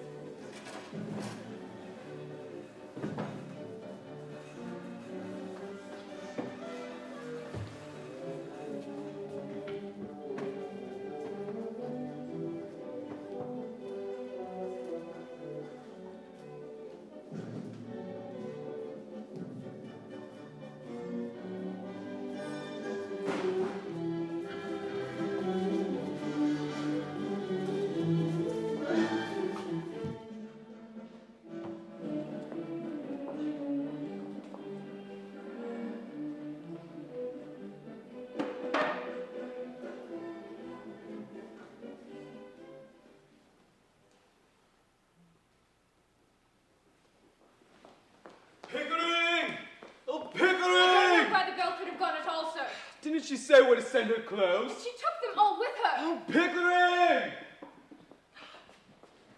Pickering! What? What? Here's a confounded thing. Liza's bolted. Bolted? Yes, bolted. And Mrs. Pierce let her go without telling me what about. I'm dashed. I don't know what to do. I got tea this morning instead of coffee. I can't find anything. And I don't even know what appointments I've got. Eliza would know. Of course she would know, but damn it, she's gone. Did either of you gentlemen frighten her last night? No, Mrs. Pierce, you were there when... Higgins? Did you bully her after I went to bed? Oh, just the other way around. She threw the slippers at me. I never gave her the slightest provocation, and the slippers came bang at my head before I uttered a word, and she used the most perfectly awful language. I was shocked. Well, I'm dashed. I don't understand it. She was shown every possible consideration. She admitted it herself. Well, I'm dashed. Oh, for God's sake, Pickering, stop being dashed and do something. What? Well, phone the police. What are they there for, in heaven's name? You can't give Eliza's name over to the police as if she were a thief or a lost umbrella. Why not? The girl belongs to me. I paid £5 for her. Quite right.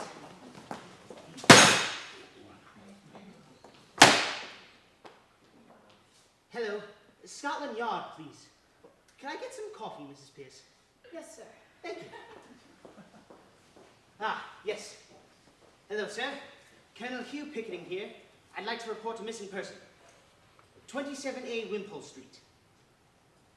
Her name is Eliza Doolittle. 21 years old.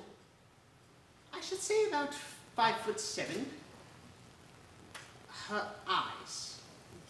Brown! Ah, brown. Her hair. Well, it's more of a neutral, nondescript color. I should say it's more on the side Brown, brown, brown! Well, you heard what he said. Brown.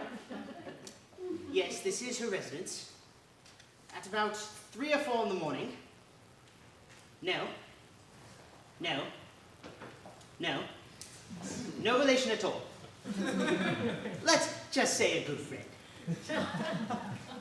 Now, excuse me, young man. I am not at all pleased with the tenor of that question. What the girl does here is our affair. Yours is to get her back so she can continue doing it.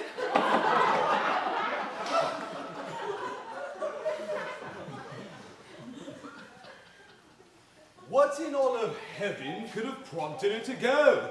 After such a triumph at the ball? What could have depressed her? What could have possessed her? I cannot understand the wretch at all. Higgins, I know. I have an old school chum at the home office. Perhaps he can help. I'll call him. Whitehall 7244, please. Women are irrational, that's all there is to that. Their heads are full of cotton hay and rags. They're nothing but exasperating, irritating, vacillating, calculating, agitating, maddening, and infuriating hags. Brewster Budgeon, please. Yes, I'll wait. Pickering, why can't a woman be more like a man? Yes. Why can't a woman be more like a man? Man is so honest, so thoroughly square, eternally noble, historically fair, who when you win would always give your back a pat. Why can't a woman be like that? Why does everyone do what the others do? Can't a woman learn to use her head? Why do they do everything their mothers do?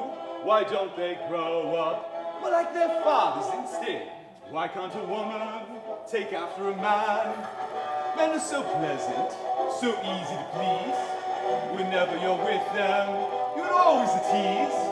Would you be slighted if I didn't speak for hours? Of course not. Would you be livid if I had a drink or two? Nonsense. Would you be wounded if I never sent you flowers? Never. Why can't a woman be like you? One man in a million may shout a bit.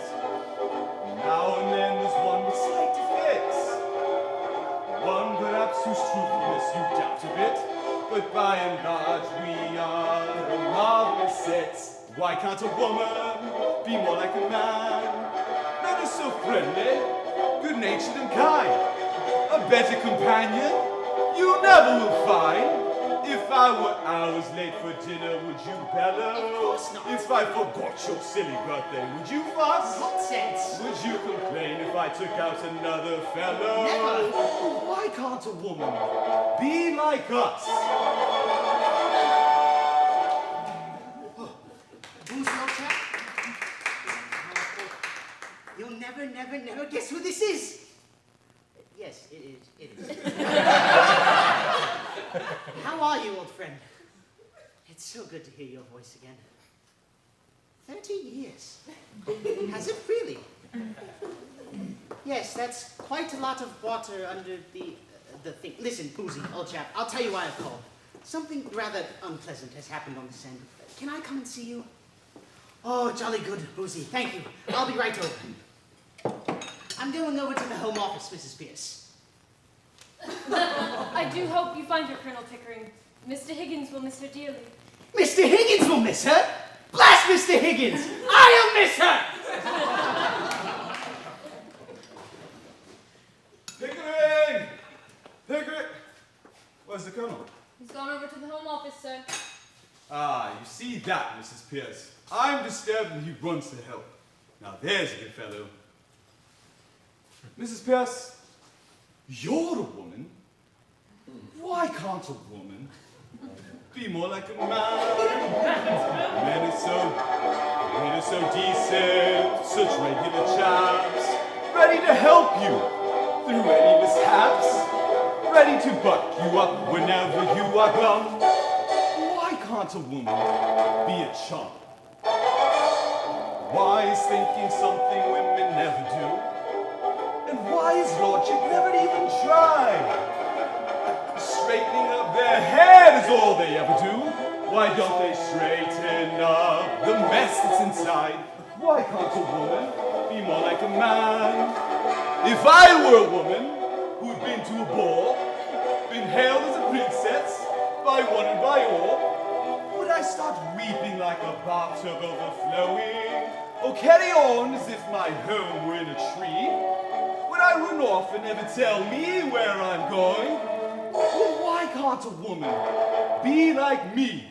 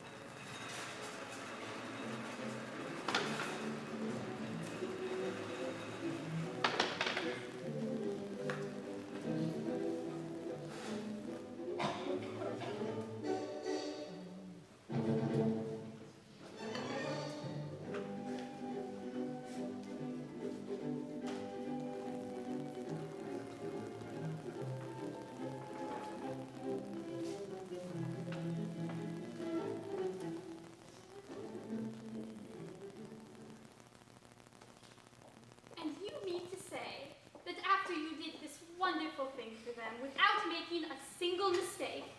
They just sat there and never said a word to you, never petted you or admired you, or told you how splendid you'd been. Not a word. That is simply appalling. I should not have thrown the slippers at him. I should have thrown the fire irons. Mother! Mother! I thought it wouldn't be long. Stay where you are, my dear. Mother, what is that like? Remember, last night you not only danced with a prince, but you beheld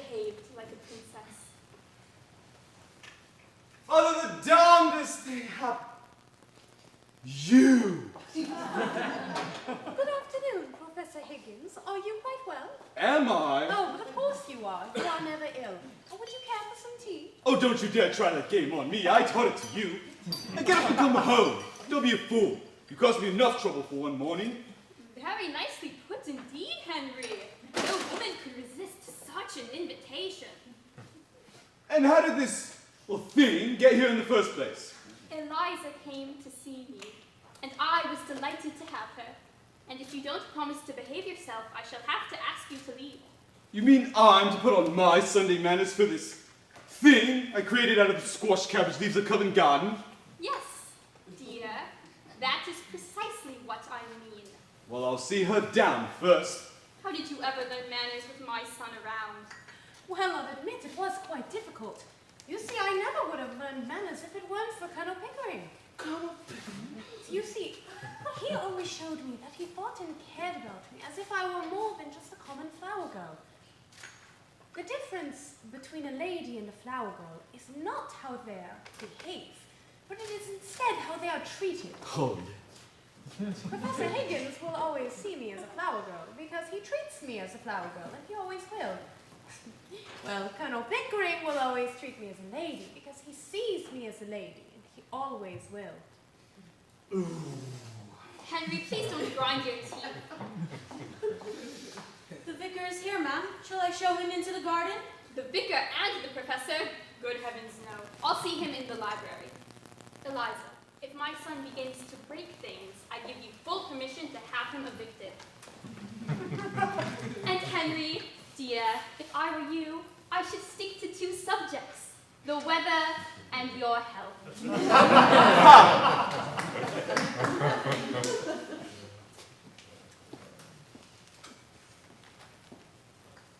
Well, Eliza, you've had a bit of your own back, as you call it.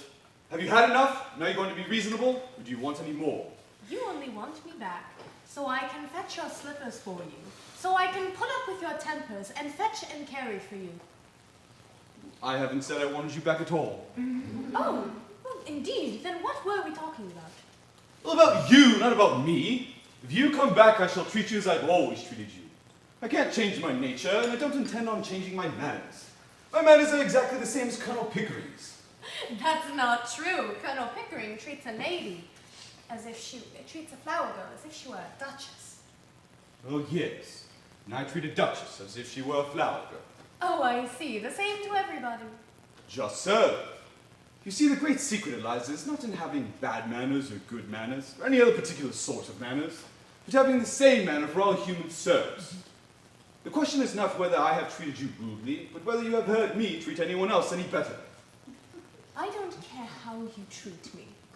I shouldn't mind you swearing at me. I shouldn't mind a black eye. I've had one before. But I won't be passed over. Well, then get out of my way, for I won't stop for you. You talk about me as if I were a motor bus. That's just what you are, a motor bus. I'll bounce and go and no consideration for anyone. But I can get along without you. Don't think I can't. I know you can. I told you you could. You never wondered, I suppose, well, whether I could get along without you. Oh, don't you get around me. You'll have to. And so I can, without you or any other soul on earth. But I shall miss you, Eliza. I've learned something from your idiotic notions, and I confess that, humbly and gratefully. Well, you have my voice on your gramophone. If you get lonely, you can switch it on and off. It has no feelings to hurt. Well, I can't turn your soul on. Oh, you are a devil. You can twist a girl's heart as easily as you can twist her arm to hurt her. But I'm not dirt under your feet. What I did, was not for the dresses and the taxis. It was because we worked well together. And I came to care for you. Not because I wanted you to make love to me or because I forgot the differences between us, but more friendly like. Yes, that's just how I feel. And how Pickering feels. Eliza, you're a fool. That's not a proper answer to give me. It's the only answer you'll get until you stop being a plain idiot. If you're going to be a lady, you need to stop feeling neglected if the men you know don't spend half their time sniveling over you and the other half giving you black eyes. You find me cold, unfeeling, and selfish, don't you? Very well. Be off with you to the sort of people you like. Marry some sentimental hog or other with lots of money, and a thick pair of lips to kiss you with, and a thick pair of boots to kick you with. If you can't appreciate what you've got, you better get what you can appreciate. Oh, I can't talk to you. You turn everything against me. I'm always in the wrong. But I'm not dirt under your feet to be trampled on. I'll marry Freddie as soon as I'm able to support him. Freddie? A poor devil who couldn't get a job as an errand boy, even if he had the guts to try for it. Women do not understand. I made you a consort for the king. Freddie loves me, and that makes him king enough for me. I don't want him to work. He wasn't brought up to it as I was. I'll go be a teacher. And what do you teach, in heaven's name? I'll teach what you taught me. I'll teach phonetics. I'll go offer myself as an assistant to that brilliant Hungarian. What? An impostor, a humbug, a toting ignoramus, teaching my methods, my discoveries. Oh, you take one step in that direction and I'll wring your neck, you hear? Then ring away. I always knew you'd strike me one day. Oh, that's done you, Eliza and Higgins. No, I don't care that for your bullying and your big talk.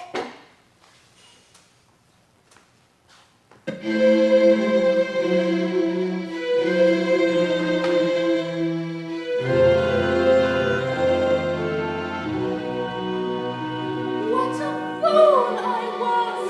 What an aggravated fool! What a mutton-headed dolt was I!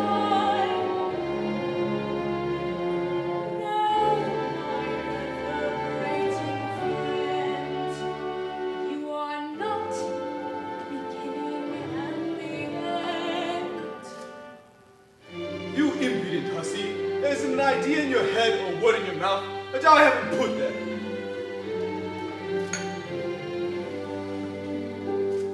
There'll be spring here without you. England still will be here without you. There'll be fruit on the tree and a shore by the sea. There'll be trumpets and tea without you. Art and music will thrive without you. Somehow Keats will survive without you. And there still will be rain on that plain down in Spain. Even that will remain without you. I can do without you. You brazen wretch. Dear friend, talk so well. You can go to Hartford, Petersburg, and Hampshire. They can still rule the land without you. Windsor Castle will stand without you. And without much ado, we can run battle through without you. Without your pulling it, the tide comes in. Without your twirling it, the earth can spin.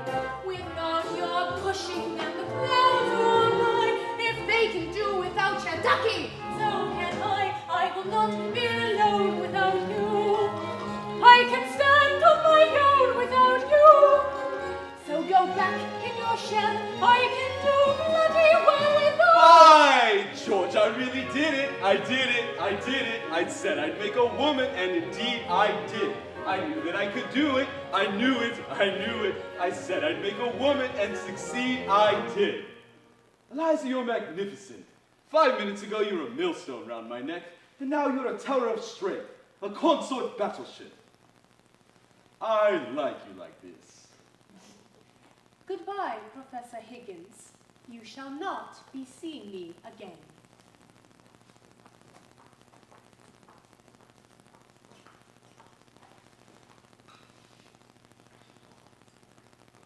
Mother!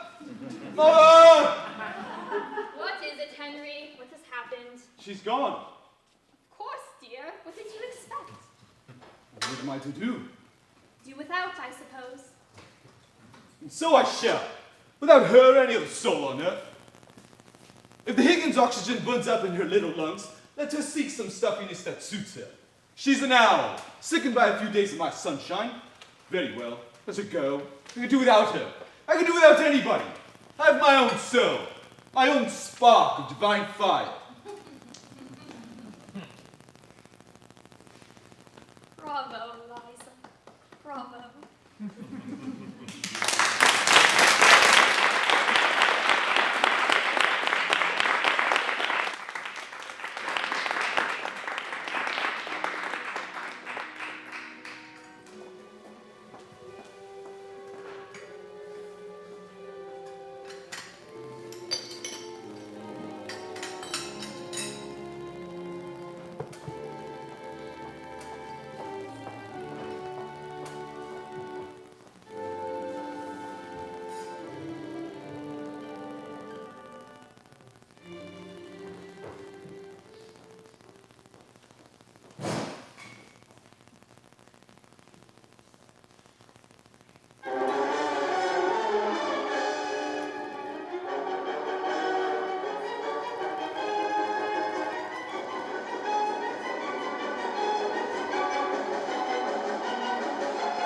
Down, down, down, down! I've grown accustomed to her face.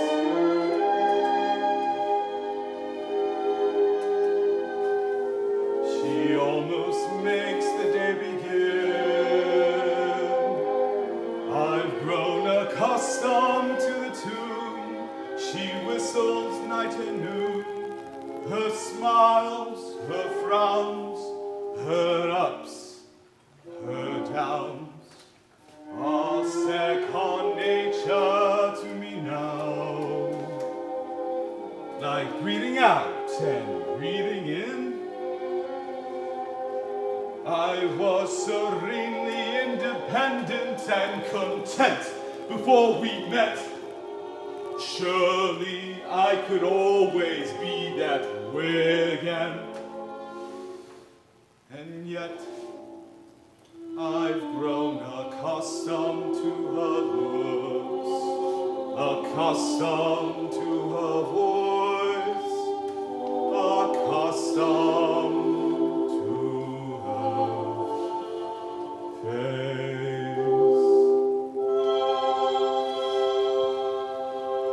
face. Marry Freddie.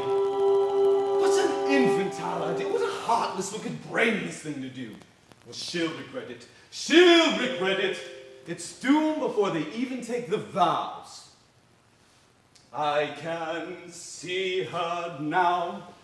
Mrs. Freddie Ainsford Hill, in a wretched little flat above a store. I can see her now, not a penny in the till and a bill collector beating at the door. He'll try to teach the things I taught her and end up selling flowers instead, begging for her bread and water while her husband has his breakfast in bed. In a year or so, when she's prematurely grey and the blossom in her cheek has turned to chalk, she'll come home and lo, he'll have upped and run away with the social climbing editors from New York. Poor Eliza. How simply frightful. How humiliating. How delightful. How poignant it will be on that inevitable night when she hammers on my door, tears and rags, miserable and lonely, repentant and contrite. Will I let her in or will I tell the wolves? Show her kindness or the treatment she deserves. Will I take her back or throw the baggage out? Well, I'm a most forgiving man. The salt who never could, never would, take a position and staunchly never budge.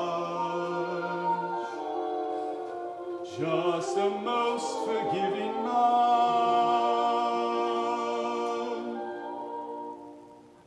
But I shall never take her back. If she were crawling on her knees, let her promise to return, let her shiver, let her moan. I will slam the door and let the hellcat freeze. Marry Freddie. Ha!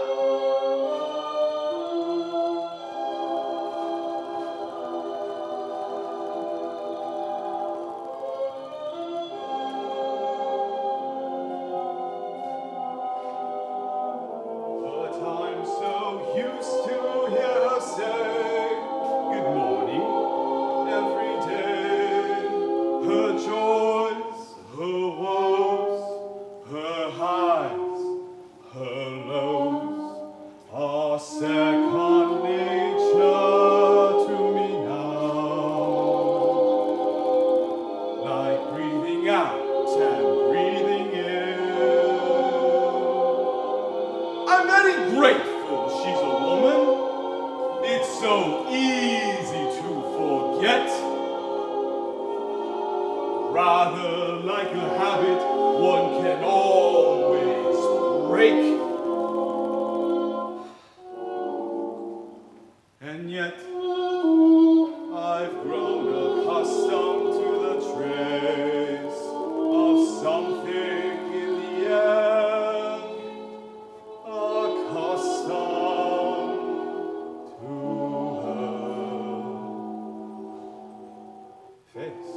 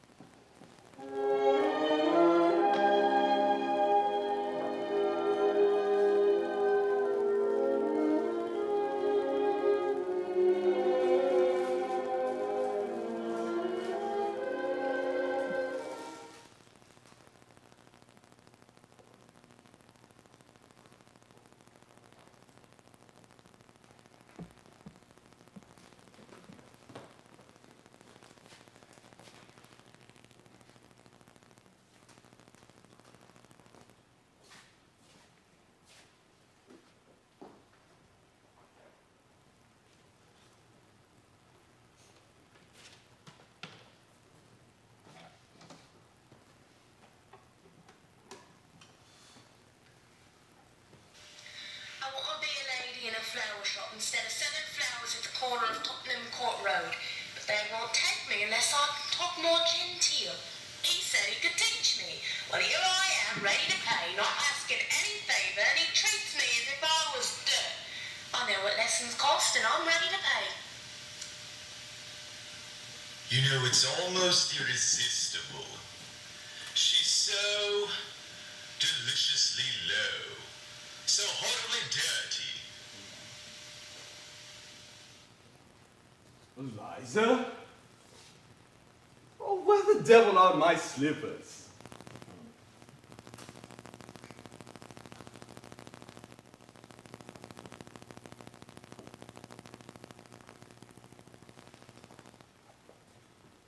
I washed my face and hands before I come, I did.